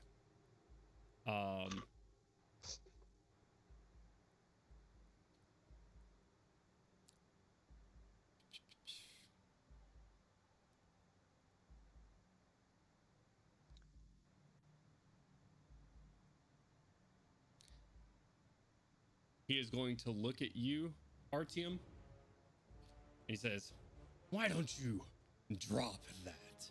And I would like you to roll a wisdom saving throw with advantage. I'm sorry. No. Nope. Never mind. You're out of range. Sorry. Sorry. Well, tell him to come on down. Come down a little bit closer. It'll be all right. Come on. Except play We're not with gonna me. Well, what's jump the you. worst thing that could happen? Come on down. Nobody's gonna jump you. I would much rather him have me make a wisdom saving throw. He Like, is shut the going fuck up. Bonus I'd knock the action. beard off of him too. Move his spectral circus of clowns over to Gandolin and Crowley. I would like each of you to fuck. make Constitution saving throws for me, and then Oh, for yeah. his action, you're the closest. Oh yeah, he's got plenty of. Gorum, I need you to make a Wisdom saving throw for me, please.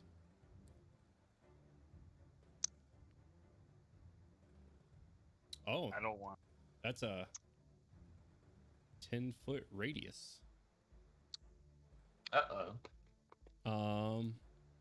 I would actually like Milo, Koshik, and Gorum to make wisdom saving throws for me, please.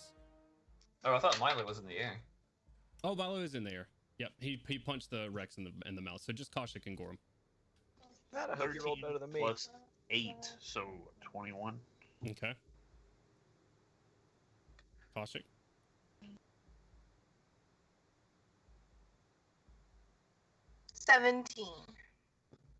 Both succeed. Ah, damn. Whew. All right. What were those Constitution saving throws, Gandolin and Crowley? 17. A mighty 4. All right. Your boy about to be KO'd.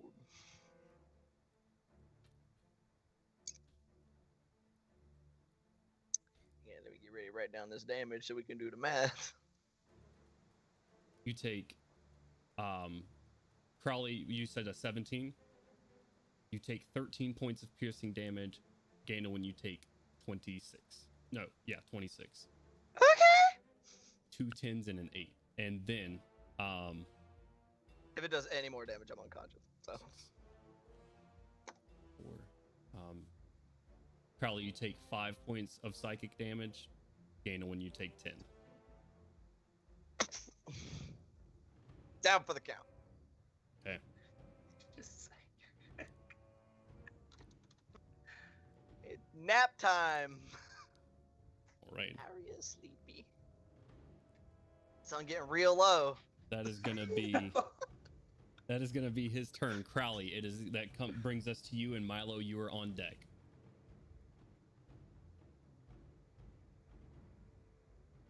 Alright. Just check something real quick. Okay. Da-da-da-da. We got Crowley, Alright. Milo, RTM, just so you guys are in the loop. So I'm going to step to Milo. That's 10 feet of movement speed.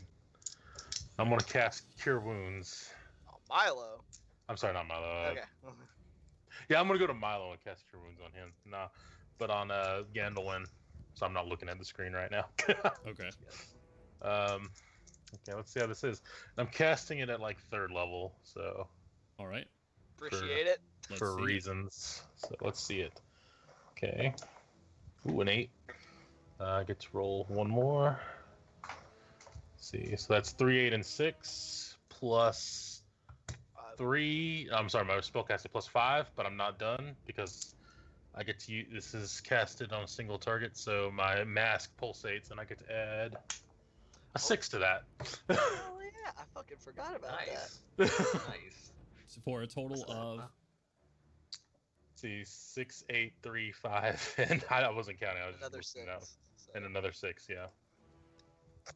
So 20, 23, 28. you come back to consciousness in this world of clowns and Holy horror. shit! I don't want to be here anymore, says Gandalf. I have more health than I had before I went down. All right. And then it's time for Crowley to trudge away. So this will be, oh, I'm sorry, 10, 20. So that's 30 foot of movement altogether. Right. You're currently right there on the cusp of this thing. That's fine for Okay. now. And that'll end his turn. All right. That's going to bring us to Milo and RTM. You're on deck. Alright, so the T-Rex no longer being the prominent threat, Still being 20 feet in the air, I'm going to fly over to Mr. Big Boss Man, but as I do so, I'm going to launch a level 2 volley of magic missiles at the marionette guy. Okay. Be 1, 2, 3, 4, 5, 6, 7, 8, 9, 10, 11, 12, 16 points of damage total. Nice. Bringing it to... All right. After just taking a volley of arrows from Gano and then a volley of magic missiles from Milo, he's not looking great. All right. And then how high in the air was this guy? He was 60 feet in the air. All right, yeah, I have more than enough movement because I got a 60-foot movement speed right now. And then my drone will fly over here, and he's only a 10-foot difference from the guy. I can't get it to land on the square I want. Oh well, close enough. What are the trapeze ropes made out of? Are they just rope? Yeah, sure. I'm gonna have him zap one of the ropes. I mean, they look like waxed, like they're meant to be swung on like this. They're not just like twine or something. But yeah. Right, but it's not like steel cable or anything. Right, Holy sure. shit. Yeah, go ahead and roll an attack roll. It is moving with him, so. That'll be a 19 to hit. I've given these things, the goblins themselves, a 20 AC because they're moving on these as well. I'm gonna say with a 19, it barely misses the rope. Okay. That's all of its stuff. Okay. And once I get to the guy over here, yep, going to rotate and punch with my bonus action from haste. All right, let's see it. Much better with an 18 plus 18 stuff. Hits. 18 hits? Okay. Yep. Where's my D8? It's okay. 7 points of thunder damage. Okay. Yeah. All right. Is that a concentrate effect that he's got going on? It is not. Oh, wait. It actually is. Fuck yeah. Woo! It is.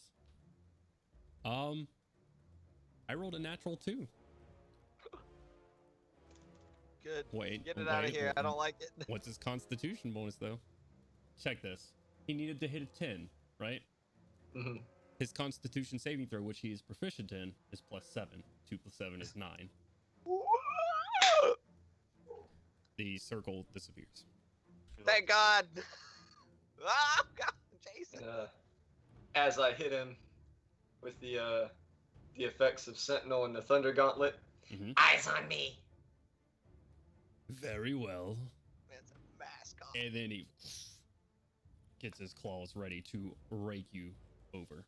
Oh, All right. Bet. Ending Milo's turn. That's going to bring us to Artyom and Melgrim. You're on deck. What would you like to do? Do I still have those little bastards right next to me? Yeah. They are stabbing the shit out of your ankle right now. All right, I will take the action to disengage and use my movement to get up to Crowley.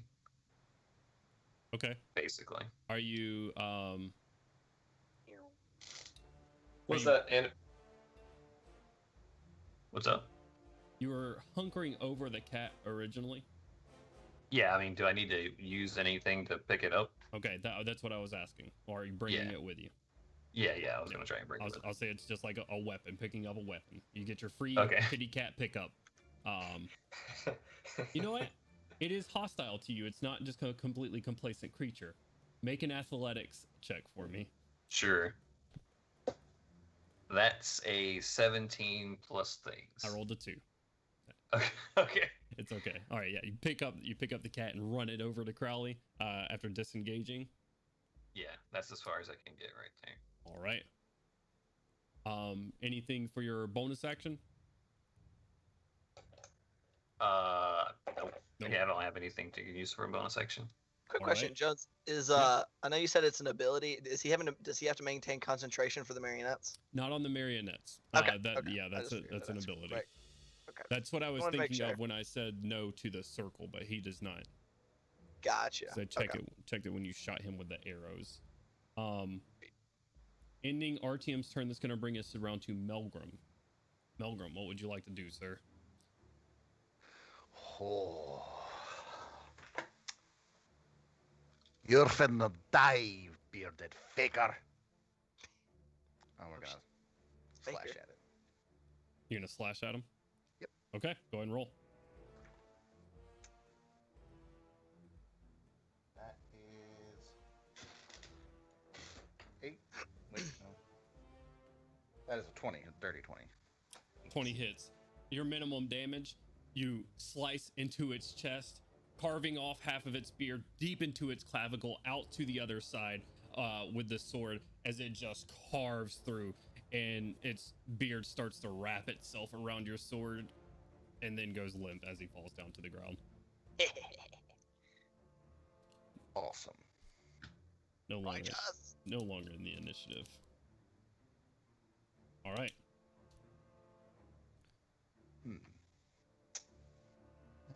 You still have your movement and your bonus.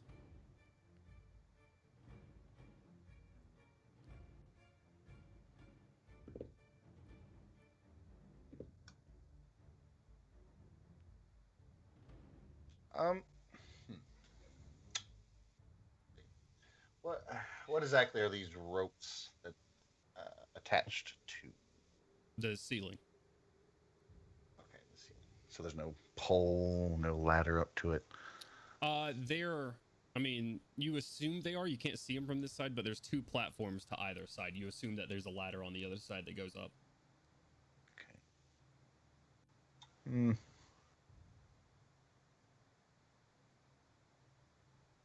All right, yeah, we're just gonna run up to that square then. Okay.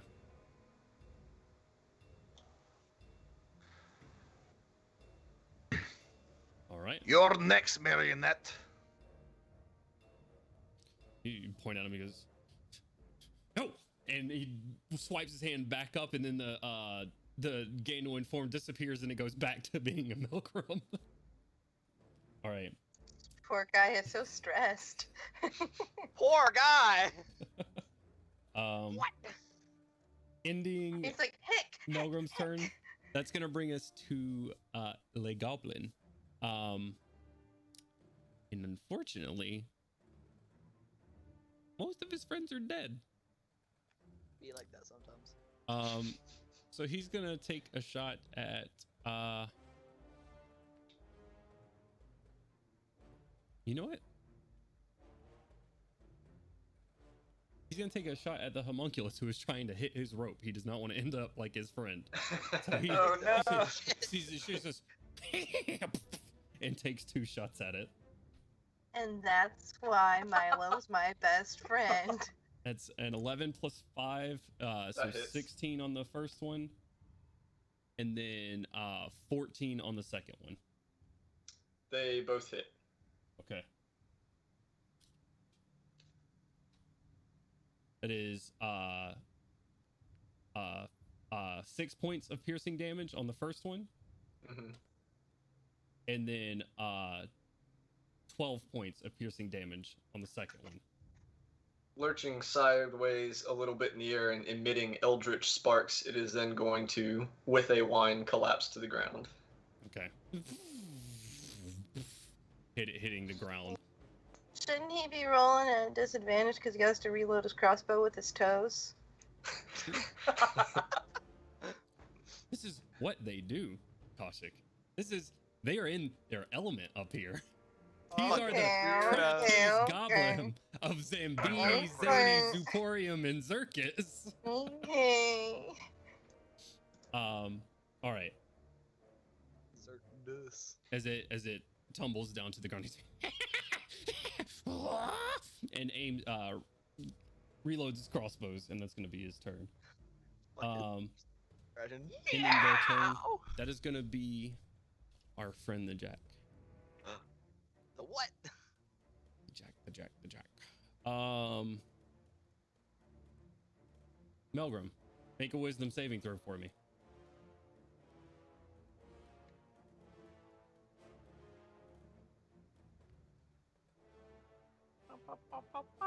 That's natural 20. Hey! Nice. Fuck yeah, dude. All right. Same thing. It's him seeing it not working. He starts freaking out. He is going to. Let's see. I gotta see if. So many spells. All right. Jesus. This guy has wings, right? Now you know how I feel. The big guy does. Yeah. Yes.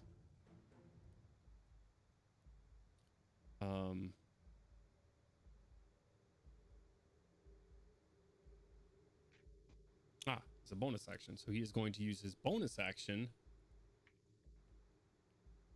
to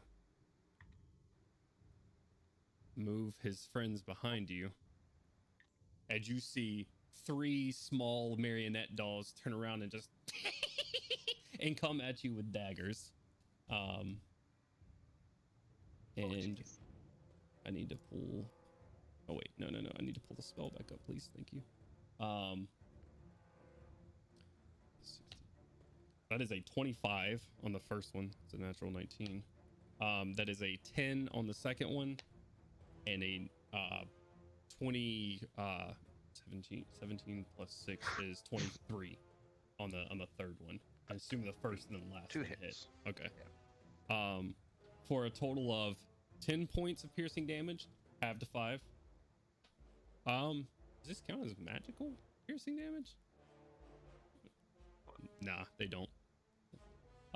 And then so half to 5, and then 1 plus 2, 3, half to 1.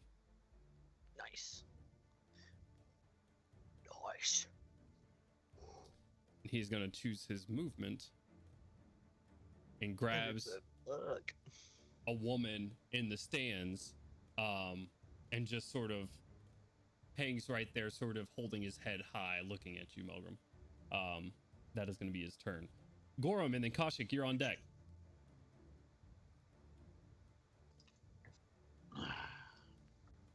So he walked forward. He grabbed this lady here. Yeah. He's got like his hand on her shoulder. He's not hurting her or anything. She's still kind of just looking up, mesmerized by what's going on up top. Oh, so he doesn't have her like grappled or anything. He's just holding her. Yeah, no. He just has her by the shoulder and is like just basically threatening harm. That was a mistake. What a nerd. Only nerds take hostages.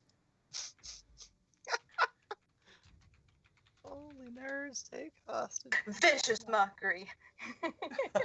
Reaction, Mrs. Mock. Ah. All right. Come here, you little craven. And I'm gonna fucking. Ooh boy. He's gonna get it.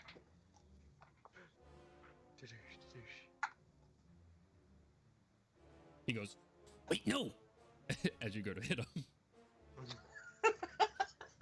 Wait, no! Gorm about to invent golf.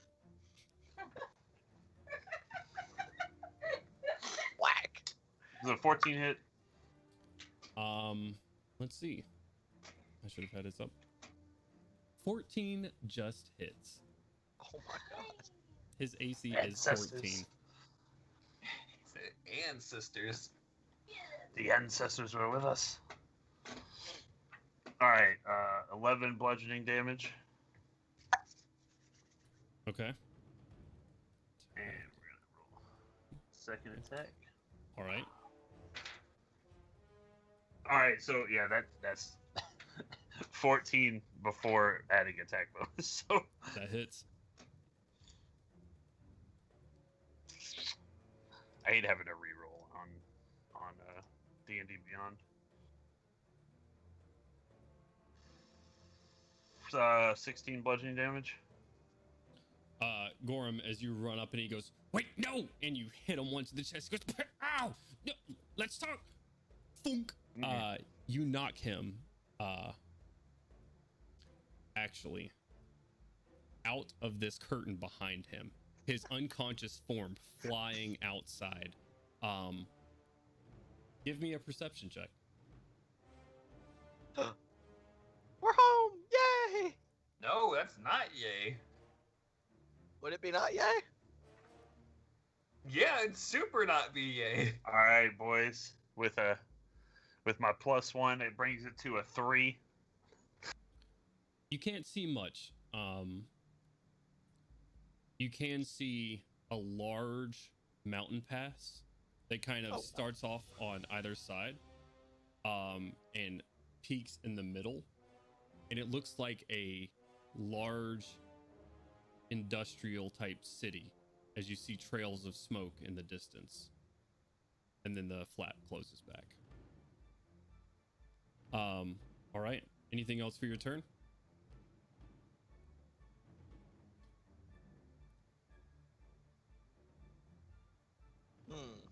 I am concerned for our well-being. I'm gonna TBH, you probably should be. I'm gonna use my bonus action to. I'm gonna point up at the big flying guy. All right, you're next, and I'm gonna swear a vow of enmity against him. All I right. don't know how I'm gonna get up there, but he's next. Okay. Toss me! Toss me! You'll have to toss me. He looks down at you, and you'll be next after this idiot. Uh-oh. Do you not know who I am? And is that going to be your turn, Gorham? Yeah, All right, but caution. also, no, I don't. I'm Zambini. It says it on the sign. Zambini, more like Zambitch! Ooh. Didn't I knock you out already? Middle finger from prone! All right, Kaushik, what would you like to do? And then it's Kitty Cat Rex's turn. Oh god.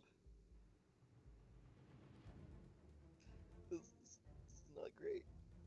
I want a guiding bolt. The other troll. What are they called? Goblin. The other You're goblin. getting a guiding bolt? All right. Uh, AC's 20. Go ahead and roll it. Unless you're trying to hit a wrist or something again. no, just in general, please. Okay. I had my fun for the day. All right. Go ahead. You said the AC is 20? AC is 20. Do I add something? I do add something to this. I was like, how am I going to do that? It's plus 8, I add right? 8 to it. Yeah. 12 or higher. Oh my god, it rolled off the desk one. 12, exactly. Nice. Nice. It hits. Oh, yeah. He's not about to have a good day.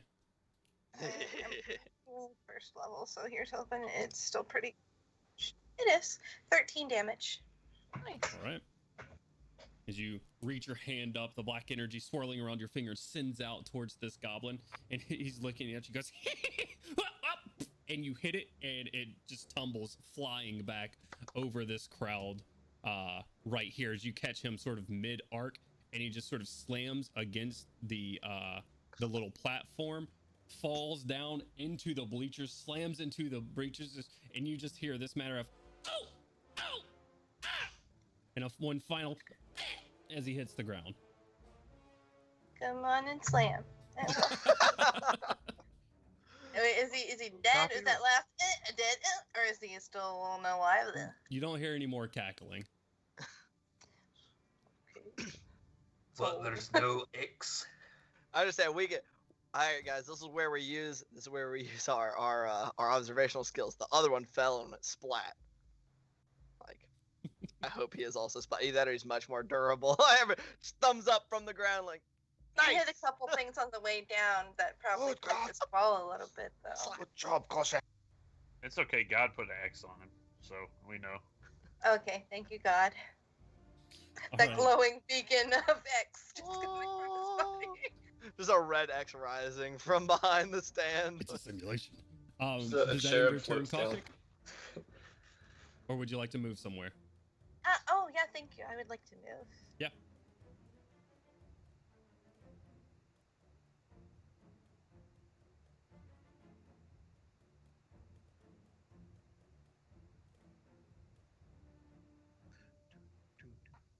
I moved closer to Milo and the guy in the air. Very well. Both about 60 feet above these bleachers in front of you.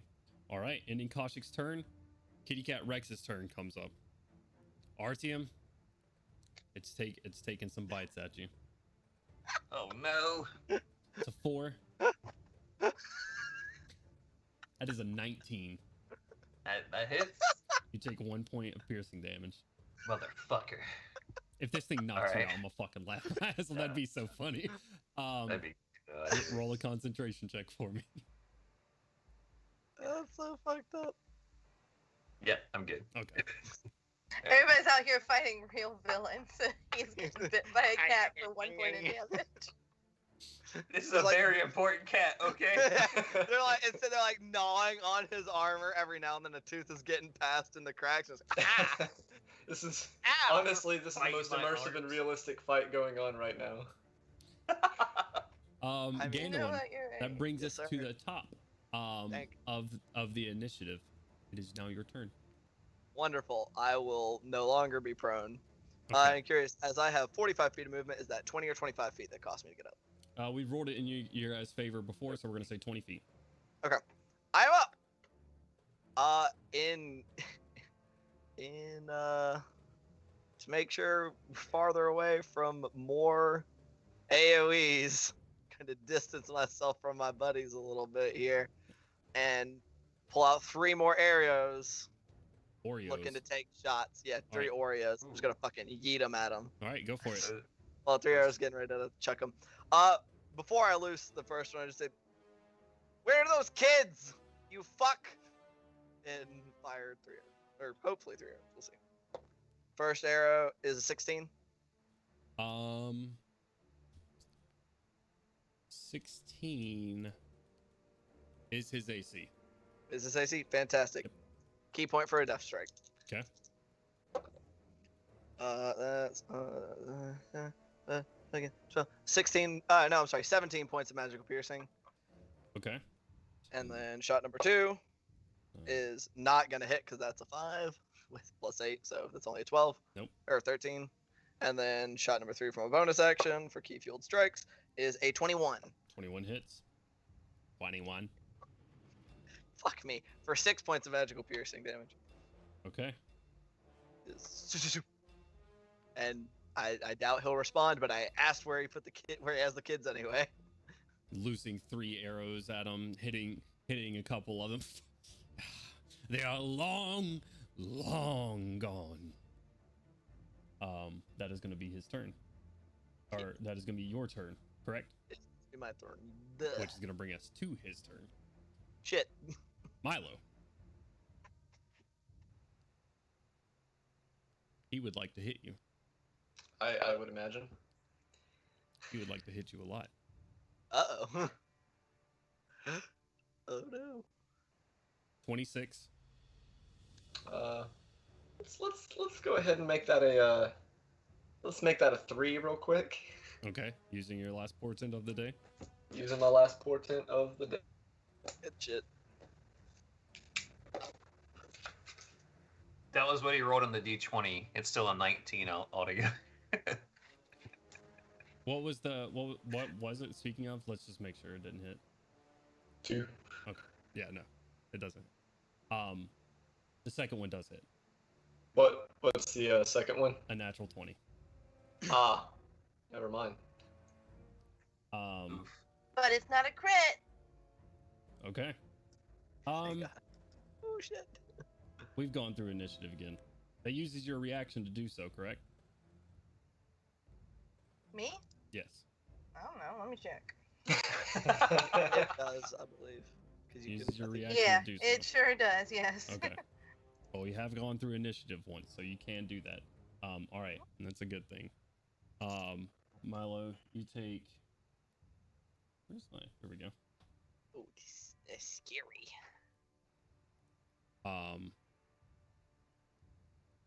You take 19 points of slashing damage, and you take.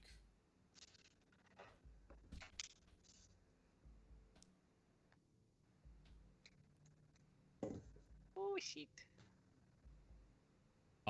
16 points of necrotic damage. Ooh. And I you would like see to just some- put out there, oof. And you see some of his wounds heal. How much necrotic damage did I say? 16? So 16. Yeah. 80. Okay. You see some of his wounds heal. That is a fat chunk of damage even after my resistances.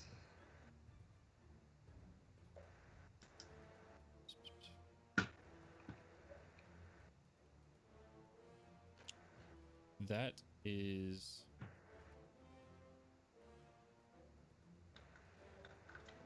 You know what? He's gonna try to fly away from you and do something. He's trying to fly away. Milo, you can take an attack of opportunity if you'd like. That is going to be a 19 plus 6, 19 so he's hits. not going anywhere, He stays right there with you. and he will take 5 points of damage. Okay. Thunder Spike him out of the air. All right. Ending fucking his light, bro. turn. The Dragon Ball Z. That is gonna bring us to Crowley, and then Milo, you are on deck. Okay. It's kind of like Scorpion, except he says, "Stay right there." Halt, criminal scum! You've What would broken you the like to do, law. Crowley. So, I want to help Artyom out, and he's going to use his action to tell the tale of teleportation, as it were. And if he needs to, he can use his reaction to just teleport away. How or far? 30 feet. 30 Oh, feet yeah. within line of I sight. will fucking super sexily teleport 30 feet. How many people get that? Up to my charisma modifier. Curiosity. How close do we have to be to you? Not me. Not you. Not you, good sir. Already used that good It's- reaction. It's within 30 feet of you, Crowley. Yeah, I believe so. Quick point of Yep. order to make sure. How tall are these bleachers, Jones? It said 12 They're- feet, yeah, right? the top one's about 12 feet tall. Could I make it to the middle one? If I have 30 feet of teleportation?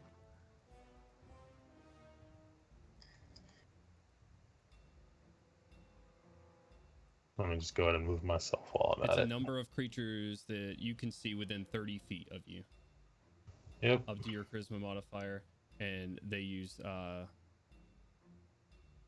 their reactions, and you can see the space. I'm wondering, my question is that the cat is an unwilling creature,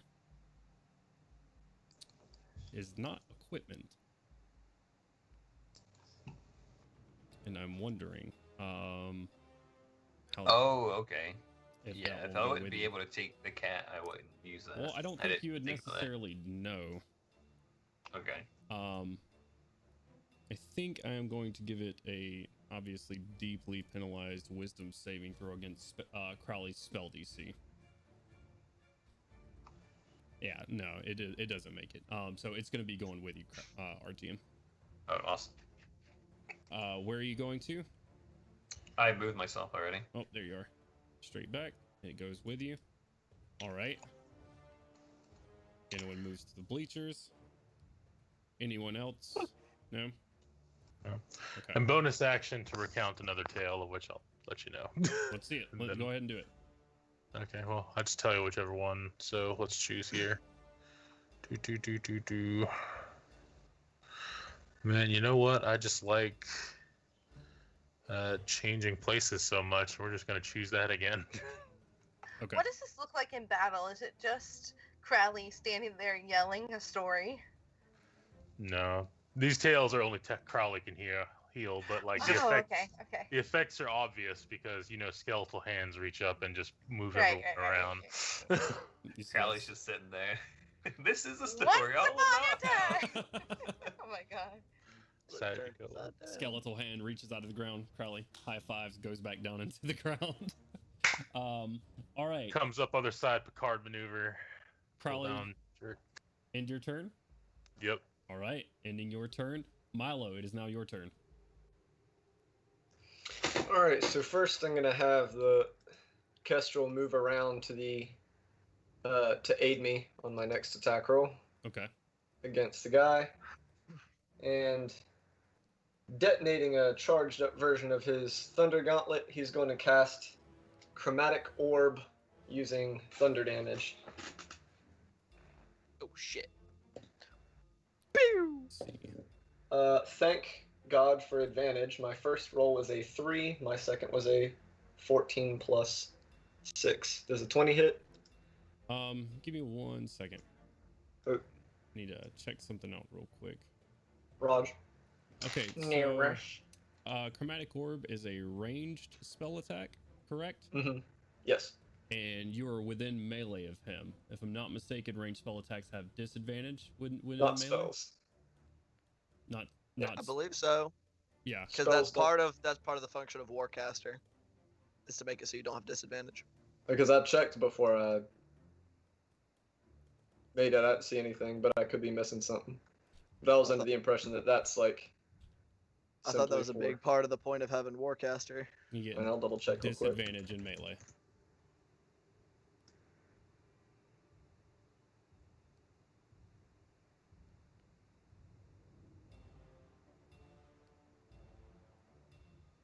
Yeah, there's nothing about range in Warcaster the feat. I could have sworn there was, but never mind. It's making opportunity attacks with spells. Oh yeah, it's just Yeah. And the performing with Cantrips. stuff in your hands too. So opportunity. Yep. Yep. I don't know. I thought you couldn't. I thought it was all ranged attacks. Yeah, Be they spells? it's ranged or... attacks, and that's what this is. So It's it would be disadvantaged. Your Kestrel canceling it out, so your first roll. Alright, well, in that case, it would be a 9 to hit. Okay, 9 misses. So I would not have cast that spell. I thought there was no disadvantage to use things in melee. Would you allow me to just punch him instead, keeping that 3 for my first attack roll? You'll get 1 gimme, sure. Alright, yeah, I didn't realize that. So my first punch misses. Second punch is a nat 20. Okay. Third punch is an 11 plus 6. Does a 17 hit? Yes, it does. Okay. running away with that, get me. Hey, I'll take it. I'm probably about to get chopped into pieces, so I need it. Of course, I roll a 7 and a 1 for my crit punch, so that's not super impressive. 11 on the crit, Okay. and then 10 on the non-crit. Okay. Can you preemptively cast Featherfall on yourself? Like, How high in the air are you? He's 60 feet in the air right now. Oh, shit. And I don't have a drone to do spicy bonus action fun anymore with that, so I'm just going to re-up my shield. This is my last usage of my shield. All right. After this, I am donezo. Okay. Ending Milo's turn. That's going to bring us around to Artyom, and then Melgrim, you're on deck. all right, I'm gonna move over to the edge of the tent, and well, I guess I'll look outside first.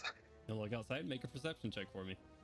All right, that's 22. 22.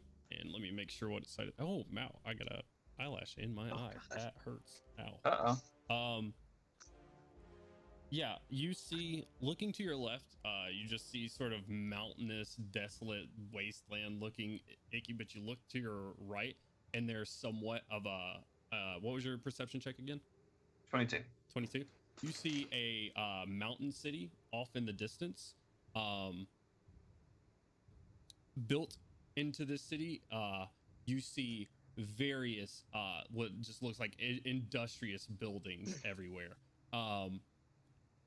And fairly close to the tent, maybe, I say fairly close, with a 22, about 120 to 150 feet away, you see a couple of trolls walking towards the tent.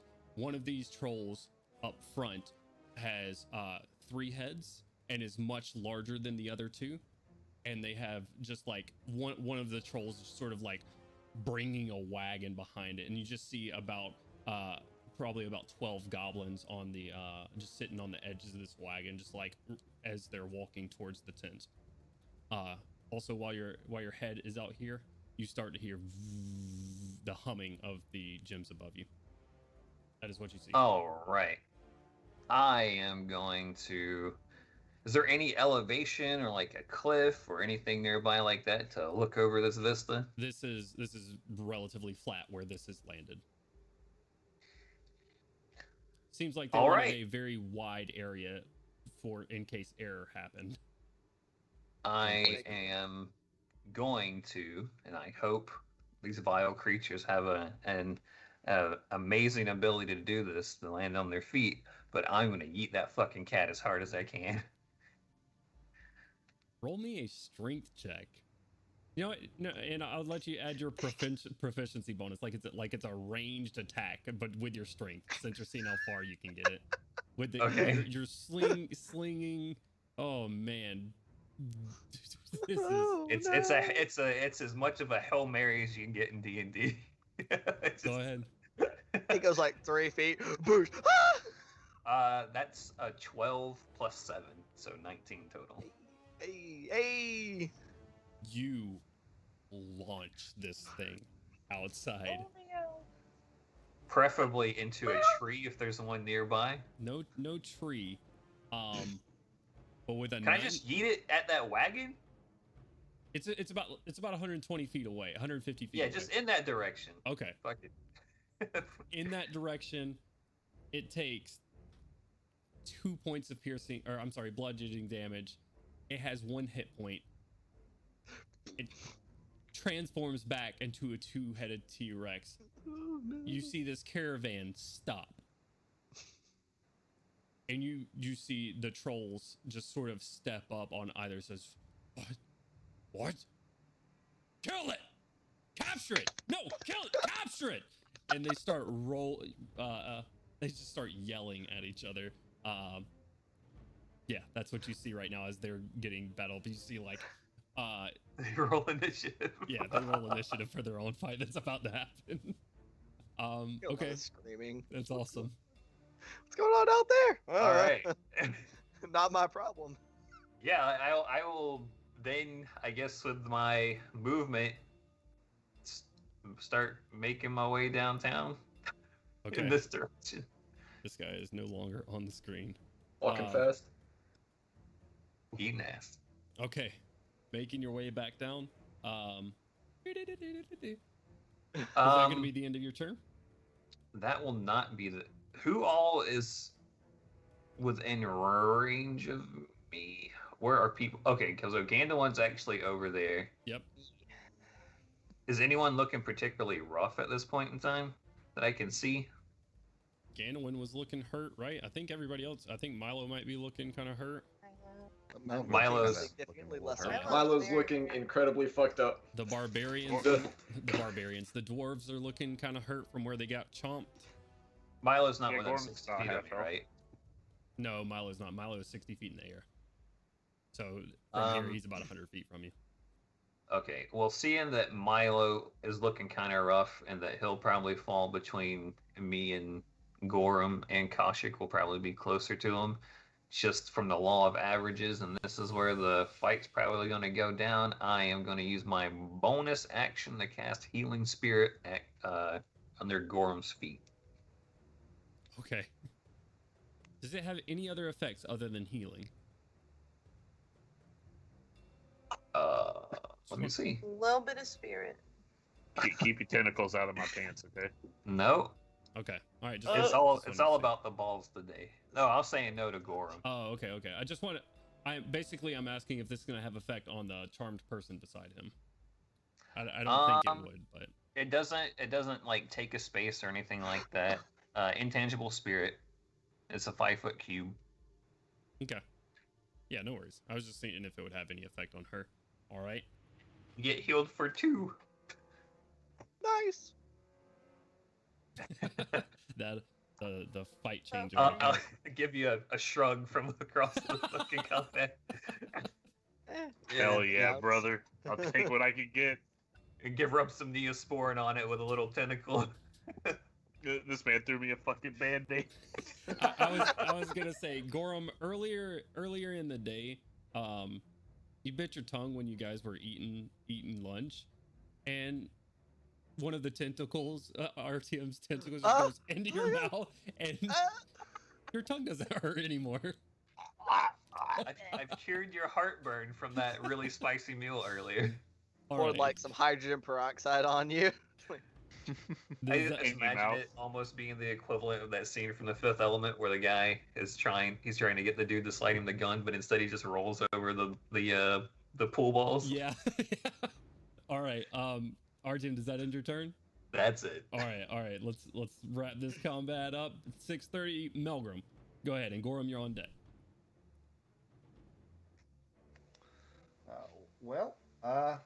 Guess I'm gonna try to kill these little marionette creatures that are stabbing me. Okay. Yeah. Go ahead and. Are they still around? Oh no. No. He was yeeted out. They're not there. Oh, okay. They after he is yeeted out of the tent by your brother, these things that were stabbing at you go and just fall flat as marionette dolls. Cool. Oh, And God, just inner marionette dolls. Okay, I don't know why that came from. Why I thought that came from the thing later. All right. Well,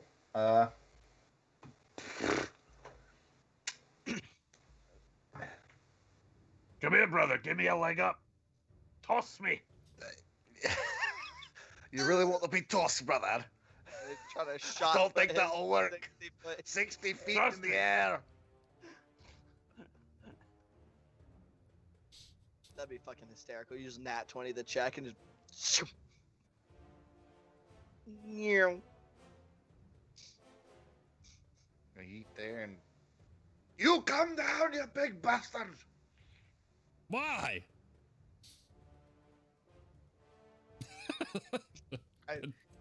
That's fair. He has fair point.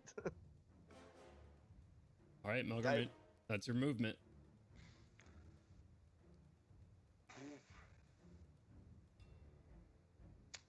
You got something you can throw at him or something? You got something you can throw 60 feet? No. You're strong? Strong boy. What about your brother? Throw Gorum at him. Come on. Oh, my brother was near me. Oh, yeah, I forgot. Right. I'll say this, okay? Melgrim, you're about 3 or 4 feet off the ground because you're on these bleachers right now. If you wanted to use your action to help Gorum on an athletics check by like preparing your hands for him to put like his boots in your hand and you throw him up, I would allow that. That is a mighty distance. All right, let's. Do Yeah, We should do it, brother.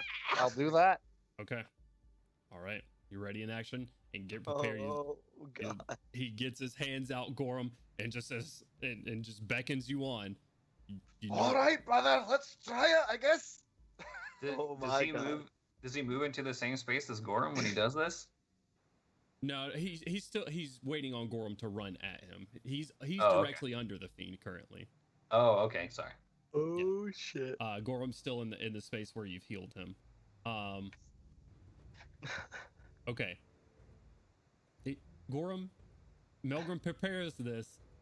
This thing is 60 feet in the air. I will say this. This will be a mighty check, but we'll see if it happens. I just need a little bit of distance. Oh my God. Ending Melgrim's turn, that brings us to Gorum. Let's go. Woo! All right, brother. Have faith. May the ancestors be with us. I'm gonna run and give a good old leapy deepy off of Melgrim's hands. All right, make an athletics check with advantage before you roll.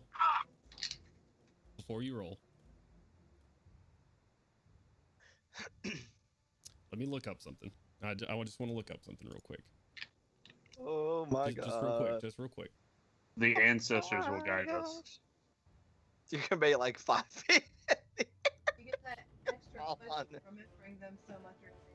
Oh, that's a good point. They're like, yo, you were doing a lot of extra remembering today. We appreciate you. Just real He quick. said Sorry. Oh, he said that was real nice.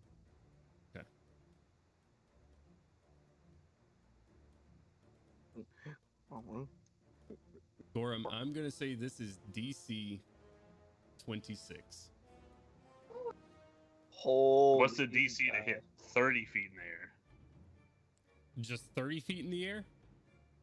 With advantage, we'll call it DC 20. Okay. That'll be the mightiest yeet. DC 26. Go ahead. Let's go. That's probably a little bit on the low end, but we'll call it there. All right. So I got a dirty 20, so I hit 30 feet, right? Right. So then I use my bonus action to cast Misty Step. Okay. Yeah, let's go! Get his ass! I teleport up another 30 feet. Get his ass! Oh, it's fucking go time now, son. Okay. Let's go. All right. Yeah. I just want to take a second. I know it's out of initiative turn, but I'm gonna take a second to just turn and look and just marvel at what's happening in front of me right now. The new as seen on TV product, Suddenly Dwarves. Russian cackling is heard from Go across ahead, the stage. Go ahead and roll an attack with advantage. Go for them wings. Knock him out of the air. 26 hits. All right. Is this guy a fiend or undead? He is a fiend. Born in the wrong race, buddy. Wait. So 14 bludgeoning damage, and I'm gonna smite. Okay. For 22 radiant damage. Oh my god. 1 second. I got Yeah. Whack. Okay. I'm gonna say, because you are instantly falling once you make this, you have a choice to make. You can either make your second attack, or you can try to like grab onto something before falling.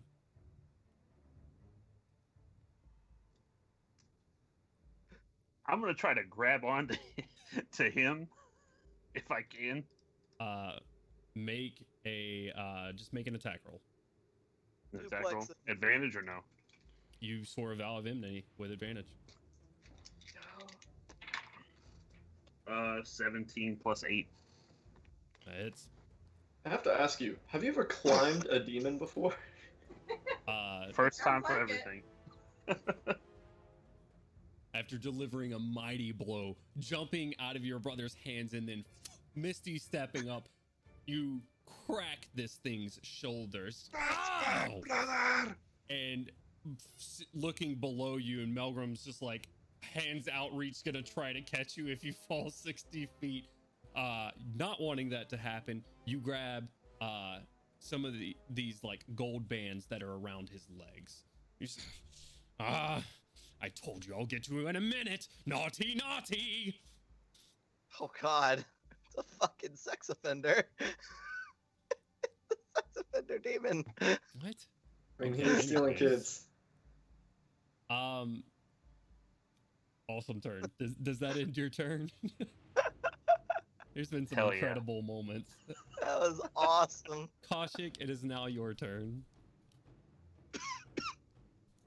Oh, I made you dead on the initiative tracker, Kaushik. Oh God.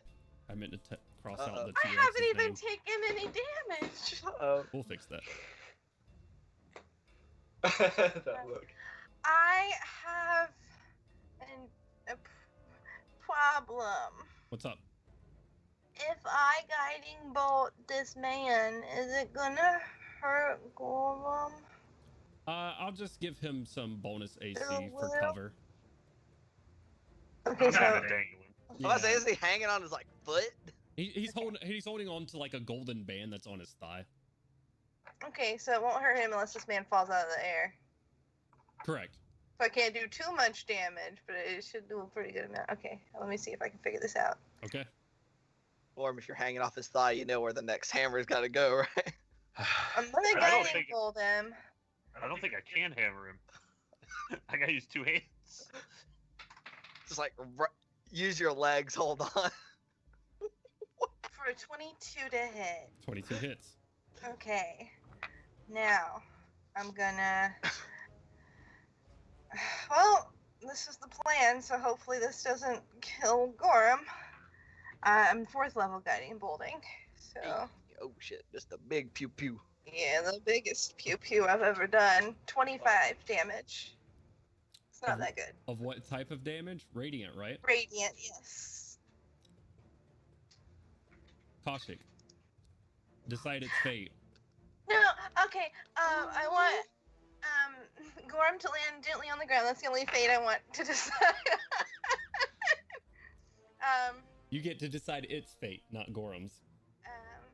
It gently floats to the ground too. He's guided by the He's guided bowl. by the bowl, like a nice, easy chair. Kaushik, I don't want to take it away I from know. you. No, okay. I don't want to do this.